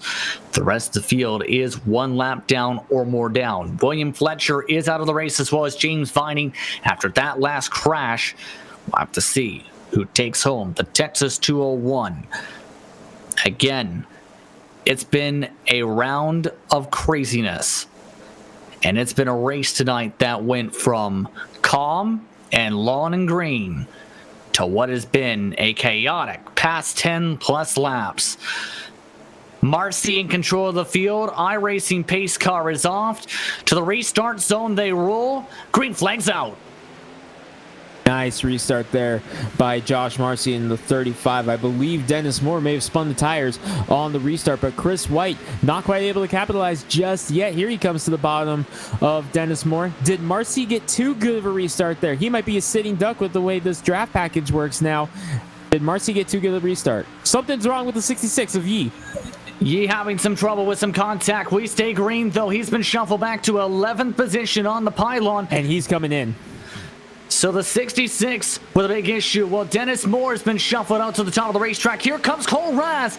He wants his lead back with Caden Anderson. They're up to third and fourth, and already coming in quick. Remember, Cole Raz has that brand new race car, fast repair used. They get one fast repair on the night, and Cole Raz coming here in the number 10 to try to get a run and get that lead back. But Josh Marcy wants that first win of the season and first of his career. But Chris White in the 83, he wants to prove why he made the playoffs, why he was one of those first drivers to lock into the playoffs. He wants a win to play spoiler. Of note, Justin Yee blew up. That caused the issue. Carl Burke with a problem as well now is starting to slow down. He's losing positions, several of them. He lost the spot to Lowther, Harris, and company, but Lowther still needs work to do. He needs Burke to lose a few more positions on the charts. I think if Burke falls all the way to the tail end of the lead lap right now and Lowther continues the upper climb, it would be enough. 4 points separate those two, which was for 5th position, but with the problems to West and Stab now with how close they were, that trouble. could spell disaster. Kane Anderson, contact to the door. Chris White for the battle for second. Here comes Sean Brightsman back into the fight. 2 by 2 as Devin West joins the grouping as well. Cole Raz trying to find his way on the top side. And Brightsman trying to find a hole. Remember, Brightsman, if he wins, he punches his ticket to the race, and only 2 spots for points are up for grabs. And BJ Tidrick looks to have one of those on lock, so it's going to come down to 1 spot between Paulison, Lowther, and Burke. Right now, Paulison would be that driver, and that's only if Brightsman can get up there to the race lead. Oh, here's now in the pit lane. He crashed into the grass. That was after just prior round of the contact between Lowther and Carl Burke. 3 wide for 3rd, 4th. And this continues to get crazy. Cole Raz in the middle, needing to find a hole. Still can't find spaces. Devin West rips it up the racetrack. There's the hole Raz needed. Devin West now 3 wide with Chris White and Seth Frazier as he finally settles down. Seth Frazier up in the mix as well. He had the issue early, had to take the fast repair. He is climbing back in, trying to pick up a win and build momentum and try to shut this out even more. Raz with a run on the outside of Brightsman, who's all over the back of Anderson. The gloves are off in that 46 car right now. Sean Brightsman needs this win to keep his championship alive. Near contact between Frazier and White. Battle for second. Your leader is already checked up by 7/10. Brightsman, contact with Anderson, pushes the 37 up the racetrack. Moves Sean Brightsman to second, and it's getting physical, and that is another crucial position. Here comes Raz to the inside, trying to take that spot away from Brightsman, and Will through turn 1 and 2. They touch coming off of turn number 2. That opens the door for Frazier. And Marcy continues to run away with all this. No damage on the 46. Frazier now up to 3rd. Devin West to 4th. Now more contact behind them. Up into the wall goes one car. Kane Anderson, Chris White. Anderson's crashing off at turn 4. Caution flag is out as the 36 and the 18 collided. Anderson caught up. Once again, swag replay on screen. Contact between White and Anderson. That's Garber right there. There you see the contact that caused Brightsman to get out of shape. Cost him a couple of spots. Now watch right here going into turn 3. There's the contact. They fight, they save it, and then bam, right there. The 18 to Grande. Almost looked like he snapped loose. Up half a groove. Nowhere for Grande to go and all of that. Let's take a look and take a listen. This is the full lap.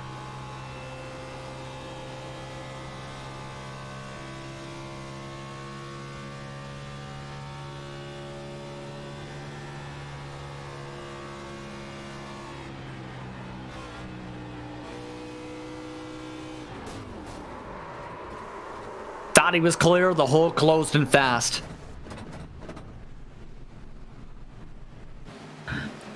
Just nowhere for Grande to go and all of that. And by the way, with this caution flag, Paulson is the lucky dog.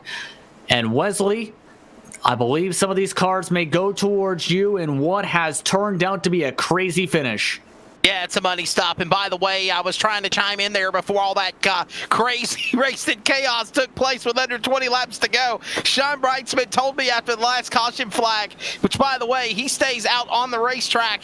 He told me, he said, Wesley, the gloves are off. However, I'm going to try to make an alliance, but it's not really an alliance. He hooked up with the 10 of Cole Raz and the 37 of Caden Anderson, and he told me that's exactly what he was going to do. Hook up with those two drivers because he said they're the cream of the crop out here right now at Texas. I'm going to do everything I can to get back to the front. He's in the lead. Raz is on pit road. Frazier, Anderson, Marcy, Moore, West, White, Garber, Tidrick. Money stop coming up with under 15 to go here at Texas.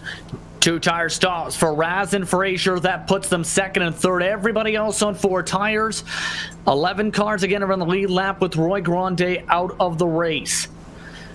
Currently at the moment, keep in mind that this is all unofficial, but Seth Frazier again is the lock-in, but it's going to be tight for everybody else in what has turned out to be a crazy stretch. This could come down to the final 10 laps to decide who's in the playoffs here, especially with Brightsman trying the gamble that worked a little bit before. The problem is he's on 14 lap old tires, including the caution flag this time. Do you think got enough left in those tires? This is the biggest gamble of Sean Brightsman's season right now. He's done it before. He proved us wrong when we doubted him before. This is the biggest one of the year. Carl Burke staying out for track position, a lap down. Remember, he's in a fight with Dan Lowther for a playoff spot, trying to get up and get as many points as he can. This is big because this will move Carl Burke into the lucky dog position if we get another caution. He stayed out as the lap cars come down. Just because they're scored a lap down, Wesley, this is by no means over for these guys either. A championship still on the line. Yeah, cars a lap or more. You're right. Greg Rance on the pit lane, including Seth Frazier, which by the way, it doesn't matter for him. He's the Iowa winner. He knows he is going to Phoenix regardless. Paulson came in. So did Tyler King, Dan Lowther, Frank Harris, Eric Chaney, Dan West Jr., the pole car, Thurston, Ottenbacher, Stabnow, Grande, Hagan, Yee, O'Hare, all these drivers a lap down or more coming down to make pit stops here. And, hey, anything's possible. What a crazy race this has been. A wild turn of events, Justin Prince, here at Texas. But, hey, it's no limits. There is no tomorrow for these drivers except for going to Phoenix to fight for the championship. Yes, indeed. And, oh, by the way, I'd like to remind you real quickly that the West Bay Napa Auto Parts playoffs are presented by West Bay Napa Auto Parts, where they open tomorrow at 8 a.m. Eastern Time in Silverdale, Washington. You can find them at 9331 Silverdale Way, Northwest. Phone number 360-692-2924. Drivers getting ready for the one-to-go signal. To reset, it's Brightsman and Raz, Marcy and Devin West, Moore and White, Tidrick and Garber, Anderson is in 9th, Paulson is in 10th, Frazier, the last car in the lead lap, is in 11th. Carl Burke elected to stay out for track position. He is fighting for the lucky dog with Tyler King, Dan Lowther, Frank Harris, Eric Chaney are all on his lap. Greg, go to you first. Your pick for this one. For the race win, I've liked what I've seen out of Cole Raz. I've liked what I've seen out of Josh Marcy. But you know what? It's all or nothing. The gloves are off. We know he's done it many times before. I think he's got one more left in him. I think Brightsman's going to try to find a way and steal this one tonight. Your thoughts, Wesley, on your end? Well, Well, it's all or nothing at all, and I'm going to follow the same sentiments of Greg.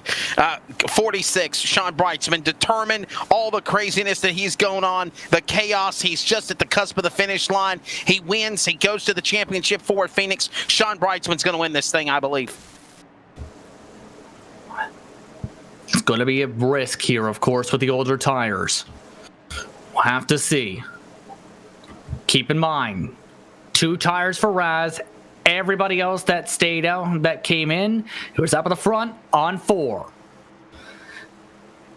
All the main cars setting up in first gear for the launch here at Texas. Pace car is off. Raz trying to jump it. Brightsman with a great launch. Off and away with a green flag, 11 to go.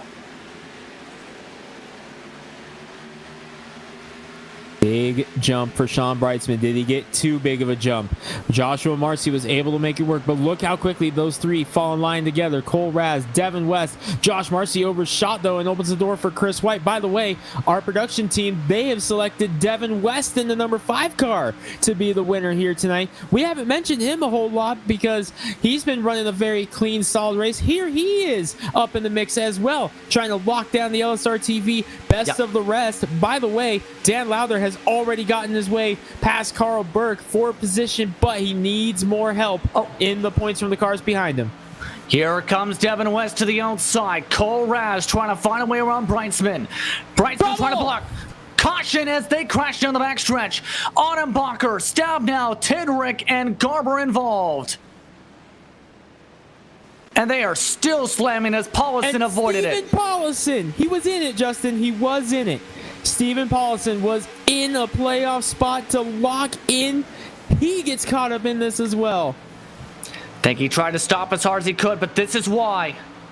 This was right around where... Wow. That was Marcy. Garber and Tidrick. Watch for the 58. See if he gets a piece of this. More contact between Ottenbacher and Tidrick. Paulison was in a playoff spot. I think Paulison missed it. He was the last car in the grouping to be able to check up for all that. This is what happened for John Ottenbacher as he lost it as they were all wrecking. And Justin, while all this was going on, looks like they've given it to Tyler King. Dan Lowther had just gotten his nose ahead of Tyler King.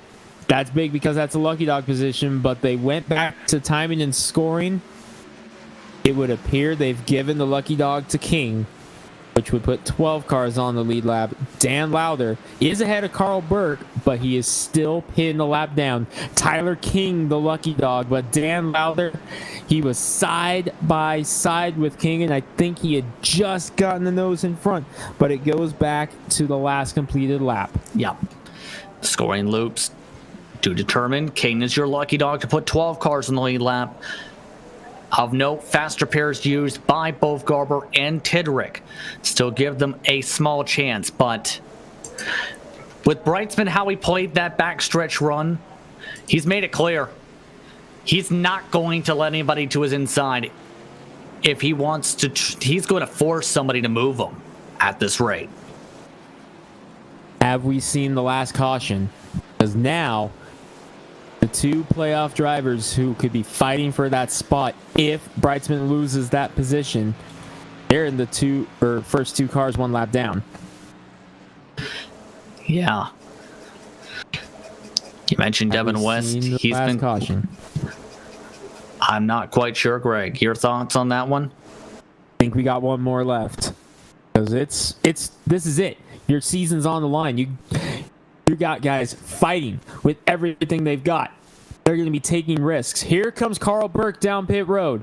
How many cars that are on the same lap as Burke will pit this time? Dan Lowther didn't pit. Eric Chaney didn't pit. There's only 1 other car in this lap, though. Frank Harris, they did not pit. Keep in mind, those cars all came down the last time. So that's a chance to get fresher tires for Carl Burke's car on the 53. So all of that is continuing to stay in flux. All of this is while we'll be restarting with 5 to go, Greg. A high 5 from the flag stand. will it be the question of, will we complete all 5 laps to complete the high five, or will we get the high five to somebody's face? Here's your unofficial looking at the rundown and points positions. I think this is how it's going to shake down. Again, this is unofficial. If Brightsman wins, he locks in, obviously, and the drivers are Frazier, Tidrick, Brightsman, and Paulison. If a driver not named Brightsman gets the win, as of now, I believe Carl Burke has the final playoff spot by 1 point over Dan Lowther. That's going to be crazy. And Justin, here's something to think about as well. You just mentioned it. We're going to see Sean Brightman do the most evasive driving he has ever had to do on defense, I believe we've seen all season. Raz is a strong car. Our producer Charles Wooten thinks Devin West in the 5 could win this race. Think of Chris White. Look at the problems he had in the early part of this race. He's in the catbird seat up the win in the top 5 along with Josh Marcy. Caden Anderson. If Anderson can hook back up with Raz, Katie bar the door, these guys could gang up on Sean Brightsman. But I believe Sean Brightsman is going to block, bob, weave, anything he can to try to get that checkered flag. And Greg, you mentioned the playoff picture. He goes from the number 8 seed to the number 2 seed, just like that with a checkered flag. Want to go signal this time.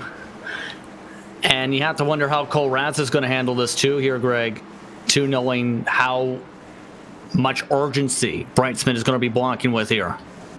No, Cole Raz is going to try to pinch him down on this restart. He wants to get hooked up with his teammate Caden Anderson, but right now he's got to worry about that 83 behind him. He has to at least try to hook up with him to start this race to try to get himself ahead of the 46 and then let Anderson get himself up there because Cole Raz wants to get this win as well. But race fans, pick a car, pick a driver, pick a number. It's showtime. There's that squeeze already right there.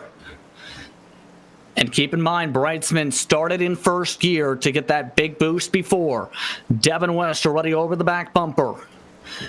Raz warms up those 2 tires. Keep in mind again, 4 fresh tires for everybody else behind him. iRacing pace car is off.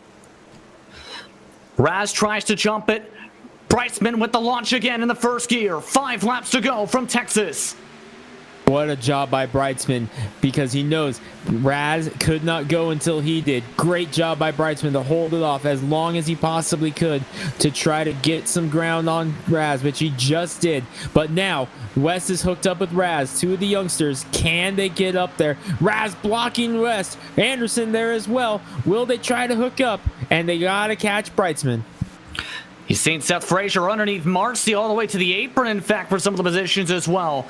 Devin West trying to keep things busy with Sean Brightsman. Anderson trying to get to the back end of the 5 car. 4 to go. Devin West with a dive.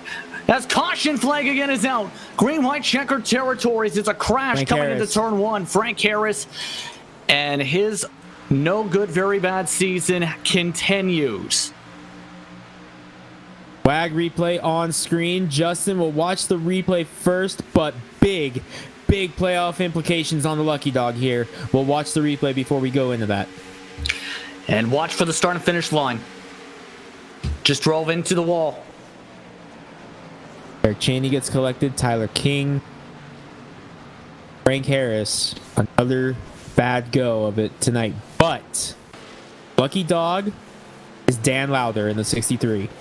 On the lead lap, trying to scrounge up any position he can, is now on the lead lap. If something happens on what we assume will be our first green-white checkered, Dan Lowther can capitalize. Going to be huge to try and gain some valuable points here, especially with Paulson with the Lucky Dog a few cautions ago. And now it's the matter of how this plays out. Will anyone duck in? Answer, no.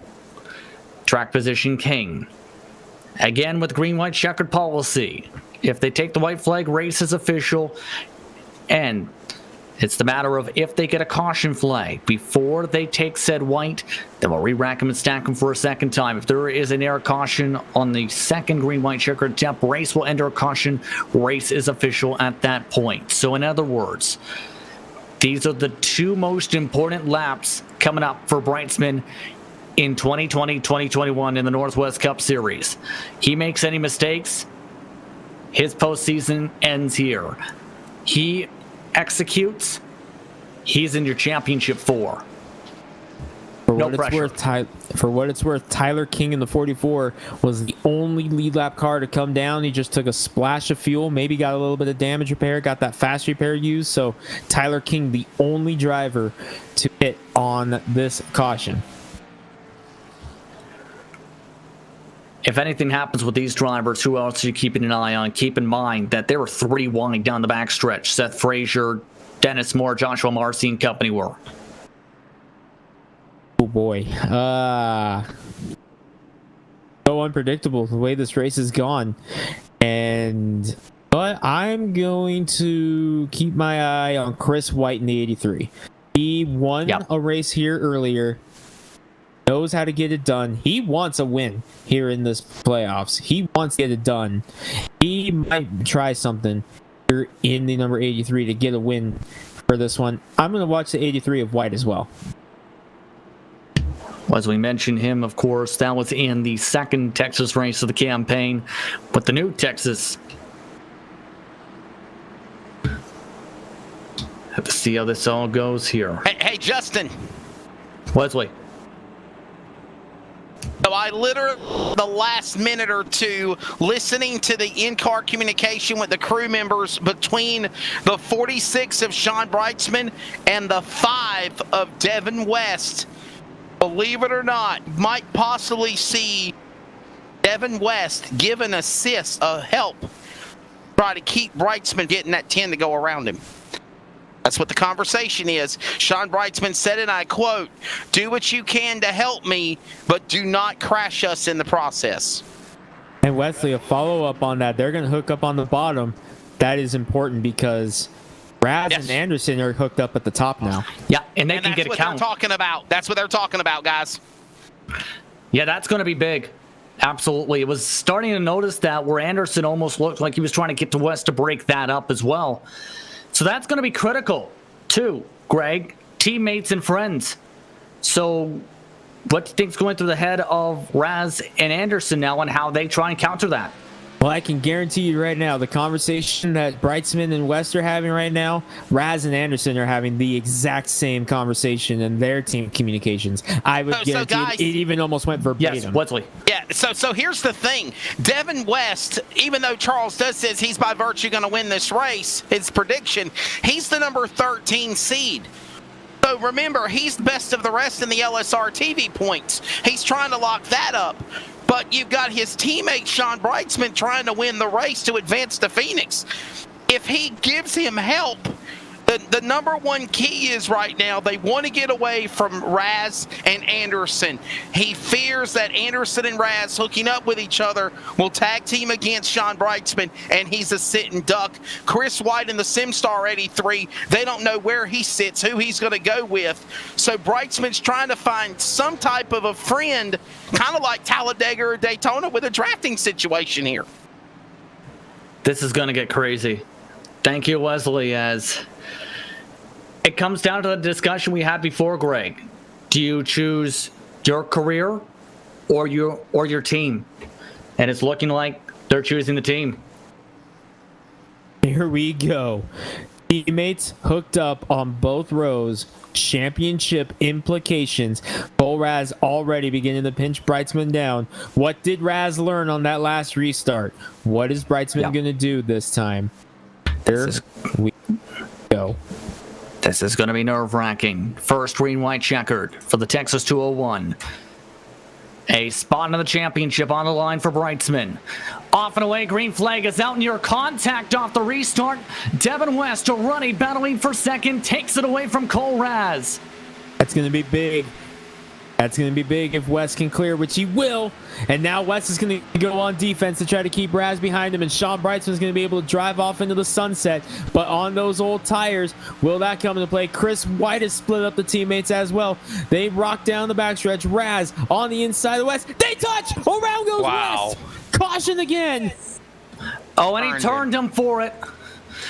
You mentioned the defense. He turns him for it. Dan Wentz Jr. involved. James And Thurston. Paulison's involved. Steve Paulison, who is in the 4th playoff spot, involved.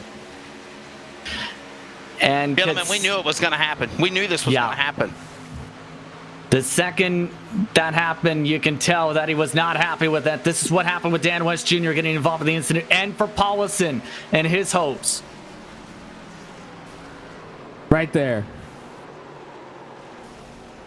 You can see 2 cars he had to try and dodge in the first place in the top line, Paulison, but the initial contact again was involving Devin West getting turned around with contact for Cole Raz in the battle for second. And now, Justin, as we reset again, look who was able to capitalize on that. Dan Lowther suddenly finds himself above the playoff cut line unofficially.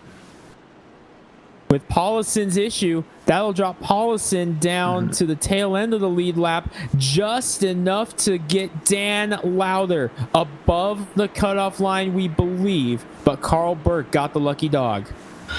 James Thurston has reached the end of longest line penalty moment because he's reached the incident count. Paulison and Tidrick also coming in. They were involved in the trouble. Their nights may be in big jeopardy. One more green-white checkered. Actually, big update here, Justin. Carl Burke did not get the lucky dog. Eric Cheney got the lucky dog. Carl Burke still pinned 1 lap down. Cheney's going to leapfrog another position and knock Burke down another position. Dan Lowther is above the cutoff line now. And for context, he's got room. For context, if you get an incident point under a caution flag period, or for a caution, you do not get the lucky dog. Guess who is the pinball between Thurston and a couple of the other cars? Carl Burke. Devin West is not happy. All he says is in regards to what happened with Cole Raz, and I quote Wesley, noted, what goes around comes around. I'll remember this. So tempers are flaring, and now Cole Raz, keep in mind, has significant right front damage that could cost him here. Greg, your thoughts? Yikes. Cole Raz with heavy damage on the front. Sean Brightsman, I think the cat got one more of them now. But here's my question. Have we seen the end of this between West, Raz, and Anderson? Have to see, especially since Anderson's in 4th. And Chris White chose to try and help Cole Raz, it almost looked like there. Gave the bit of the bump. Also hearing, by the way, BJ Tidrick has reached the incident limit, Greg. So he's going to receive a penalty as well. That's big because that's going to move Lowther up another position, I believe. If he does get an EOL, which it will. That it's just now confirmed. Tidrick will get the EOL penalty. That moves Dan Lowther up another point in this one. And remember, the reason you give an EOL in this service is where it needs to serve a black flag in his case. So that means if the black flag's served, that has to go under green-gray, which means BJ Tidrick will lose several more positions. And that, in turn, means your battle for the lucky dog would come down to Carl Burke, Frank Harris, essentially, in Justin, that moment. Wesley. Hey, so I just checked in with Raz and Anderson's crew, and they literally just said they feel totally different than the way Devin West feels. They feel like West was going down below the line. He was blocking. He was hitting the left rear. He was hitting the driver door. He asked what he wanted, and that was the exchange. And he says, and I quote, if the 5 gets to me again, someone's going in the fence. Well, then. Well, tempers are boiling over. Like to remind everyone again, if they take the white flag race, it's official from this point. But if they get a caution flag before that mark, the race will end under yellow. This is the final GWC and a delayed green coming up as several drivers trying to still sort their positions. It's in part because BJ Tidrick stopped down the front straightaway trying to serve his EOL penalty. So we'll go for an extra pace lap. Just adding to the drama. This is it. The final As Charles restart. said, no limits Texas, guys. No limits Texas. And they waved off the restart. Yes, indeed. Right now, 14 cars are on the lead lap. To I don't reset, know about y'all, but like I am literally like I can believe this for a virtual race. The hairs are standing on the back of my neck with so many storylines, scenarios, and sequences of events that have happened here. What a show. yes, indeed. From the long green flag run to the stories that came out there with the strategy to the 3-wide moment that triggered this with Brightsman and the urgency then to the urgency now trying to stay out on much older tires and try and defend his way into the championship 4. What a night and what a story for the number 46. If he can pull this off, all he needs to do is hold on for 3 miles to decide this. What will happen? Guys, does Four it seem like spots. Talladega all over again? Do you remember Talladega and Dan Lowther trying to get in the playoffs and remember what he had to do? Think of this same.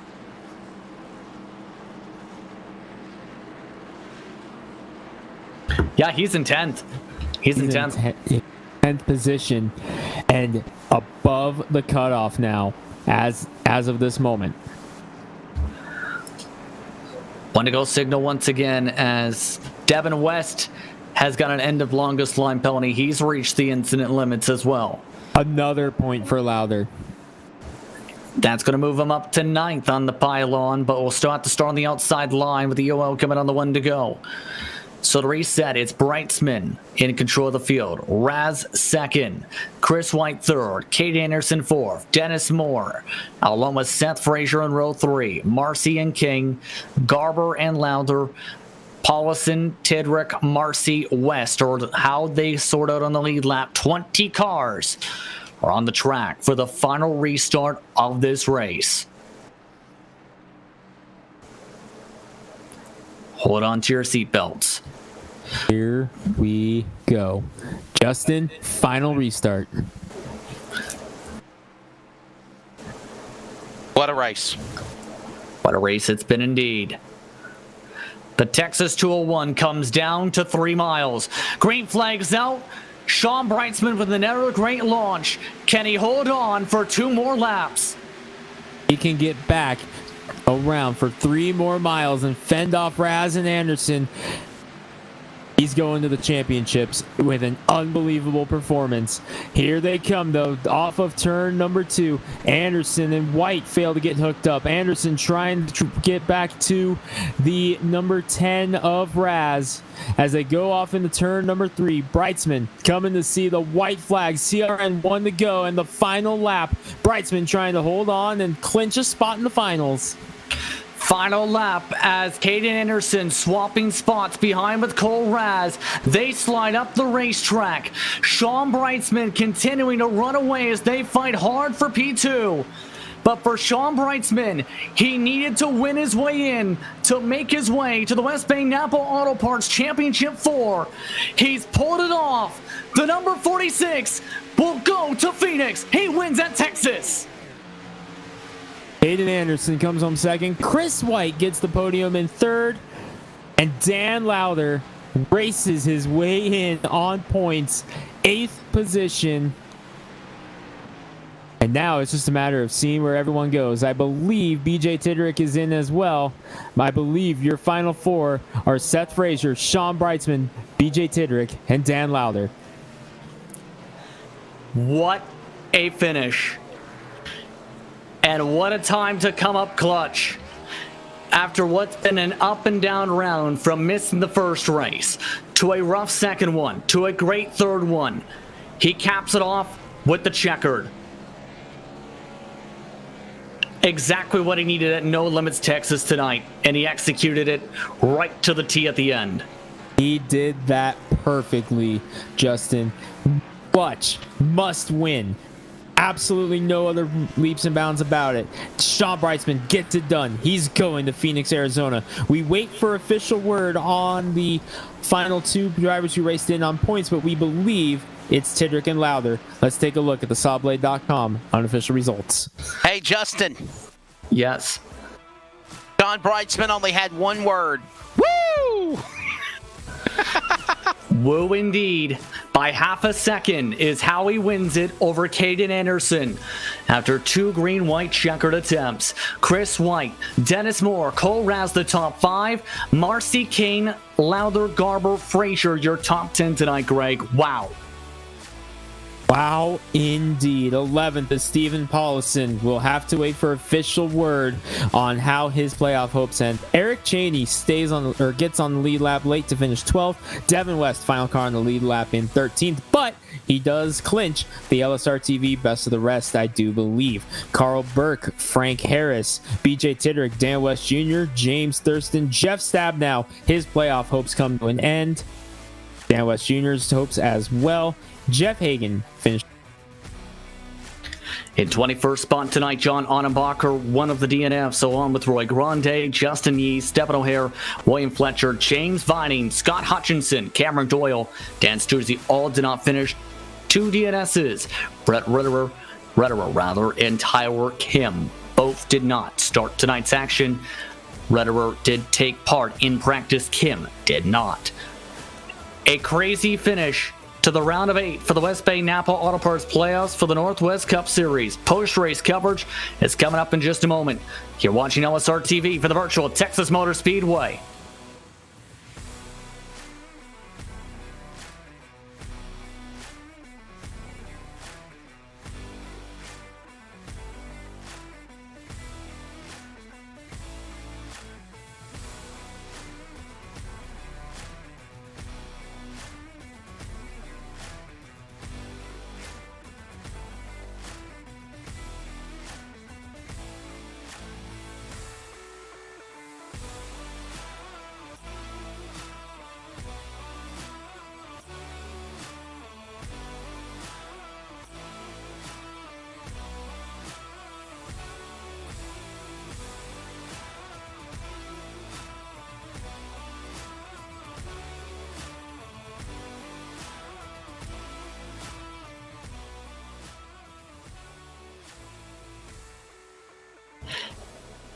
He needed to win his way in to make it to the Championship 4.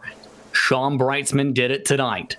Welcome back to post-race coverage on LSR TV of the Northwest Cup Series for the West Bay Napa Auto Parts playoffs for the Texas 201. Justin Prince alongside Greg Rentz, Wesley Outland along with Charles Wooden in the director's seat. Let's begin our post-race coverage with one of the best performances for Chris White all postseason. He comes home in 3rd. He's with Wesley.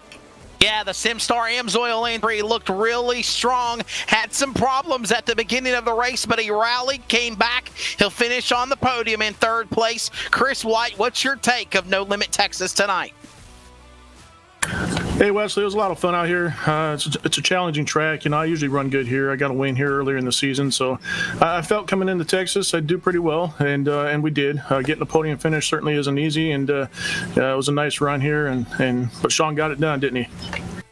Being amongst all the chaos with Brightsman and West and Anderson and Raz and everything that's going on there, you're right in the middle of all this stuff going on. What's your take of the final 10 laps, how intense it was? Well, intense is kind of an understatement. It's beyond intense. You're neck to neck, door to door, bumper to bumper. You know, I don't know if I got into Caden or Caden got into me. You know, we kind of got into each other there a little bit, but we rebounded. You just can't let yourself off guard. You really got to focus out the windshield at where you're going. Try to hit your marks. Don't make mistakes. But then again, you know, you're surrounded by all these guys trying to do the same thing and try to get up there to get that win.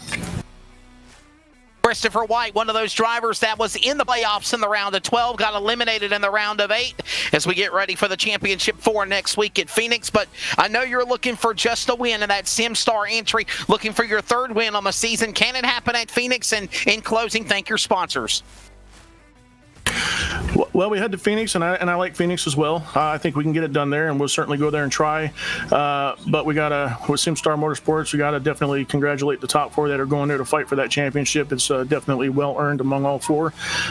Tough racing all year, and this Ford Mustang isn't going to give up. We'll be back next year. AMSOIL, Interstate Synthetics. If you're looking for AMSOIL, check it out. InterstateSynthetics.com. Definitely got to thank you guys up there, LSR TV, for everything you've done all year long. Fantastic broadcast, and certainly got to thank West Bay Napa Auto for coming on and supporting the series through the playoffs. We'll see you in Phoenix. The SimStar Motorsports entry number 83, Chris White, third on the podium here tonight at Texas. Greg Rentz is standing by with Caden Anderson, who's the runner-up in 37. And Caden Anderson, definitely a high-intensity race all night long. A second place, up in the mix all night long, though. Once again, hooking up with your teammate Cole Raz there at the end, battling it out. A lot of high intensity at the finish. Tell us about the race. Yeah, this was probably one of the better finishes, I think, this season, racing-wise for the fans. Man, Sean Brightsman, I think he needs to buy a lottery ticket. He can win, any which way he wants by conserving, by, staying out. It don't matter. But congrats to him on making it in the championship 4 and win this race. Definitely tried to give him the run for his money and just couldn't get there at the end. Aiden, the 1.5 miles seemed very, very strong for you all day or all season long. A win at Las Vegas, always running competitive here, and here once again here at Texas, a second place. Man, that 1.5 mile program with you, even before your teammate joined you and you got hooked up with another guy sharing information, when you were out there by yourself, you were just hooked up on those 1.5 miles. Do these tracks just fit your driving style, or is it just something you love doing? Honestly, I feel like the short tracks are more my driving style. I feel like we've gotten pretty lucky here this year with the 1.5 miles, but I just go out there and try to win every race I can. I mean, it don't matter if I'm in it for the points or not, So, yeah, I mean, I wouldn't say this is more my my taste of tracks, but I don't mind them. Hayden, one more shot here at a win in the Northwest Cup Series. It comes next week at Phoenix, trying to play spoiler for the championship. It's a mile oval. The last time we were on a mile oval, you grabbed the win in New Hampshire. Do you like Phoenix heading in here? I know you like short track. Yeah, Phoenix is probably one of my more favorite tracks of the season that we run here, so I'm excited, and hopefully we can get some more practice in and come out on top. Hayden, a second place here tonight once again. Very hard earned. Thank your sponsors. I want to thank Harvest Chevrolet, Custom Fab, LSR TV, and my teammate Cole Raz for helping with setup and whatnot. Second place, Caden Anderson. Congratulations. And Justin, you've caught up with Sean Brightsman, the race winner, but the points are also in. We know who's joining him in Phoenix. We'll get to that in a moment. But for Sean Brightsman, he needed a win to join those names that we'll mention in a few moments. You had to get it done tonight. You did it. How does it feel to be a winner, to lock yourself into the championship 4? Justin, I can't even begin to tell you how it feels. Other than it feels amazing. I'm lost for words. My wife's gonna hate me. I'm screaming, yelling, throwing water all over the place in the room. So I'm just I can't believe we got it done tonight. I didn't think we would. I know that. Everybody that comes out, they're tough competitors. Cole Raz, Caden Anderson, all those guys. I was very concerned when I saw them turning out their lap times and everything. So I'm just completely thrilled. Talk us through that strategy call to stay out on old tires and how much nerves were building up, seeing the cautions build up and the strategy go your way.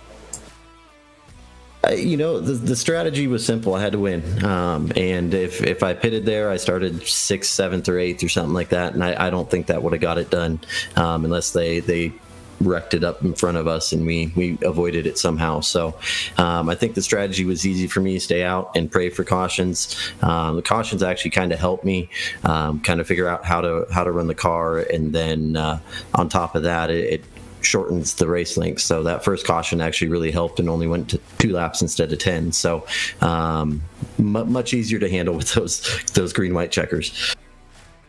Of course, this means you have a race to try and win a championship at. Your thoughts for Phoenix, the closer to end this off? Man, Phoenix, I enjoy the track, but it's not my best track. Seth Frazier is going to be very, very tough stout there. Actually, if I'm looking at the standings right, it looks like whole team Ramrod's going to be tough there. They're probably going to be putting in a lot of work just so that they can maybe even finish 1, 2, 3 or race each other. So it's going to be tough. I'm going to have to put in my equal amount of work there to try to beat those guys. To quote Seth Frazier moments ago, Phoenix is going to be fun.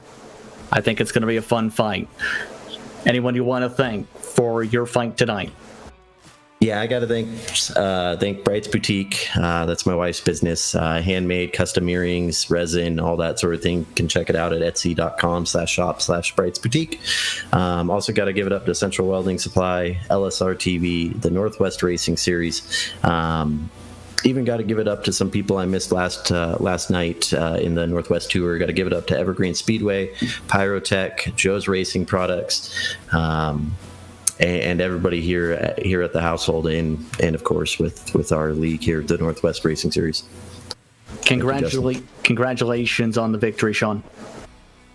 Thank you, man. Appreciate it. Sean Brightsman, your winner at Texas to lock himself in to the final round of the West Bay Napa Auto Parts playoffs. The drivers that will be competing for the championship are the following: Seth Frazier, Sean Brightsman on victories, BJ Titterick in on points, and by 2 points. How about this? Team Ramrod's Dan Lowther over Dan West Jr. West Jr. and Burke tie for 5th, Greg. Wow. Unbelievable. We said before this race started, this was going to be intense. Words can't describe it in this one, how that goes. And for Brightsman, he's kind of facing what Joey Logano's facing there in 2018, if you will. Remember, Logano was up against the big 3 that year, but for Brightsman, it's a little bit different as he leads the series and wins now with 9, but those 3 drivers are going to be working together all week long to get ready for Phoenix.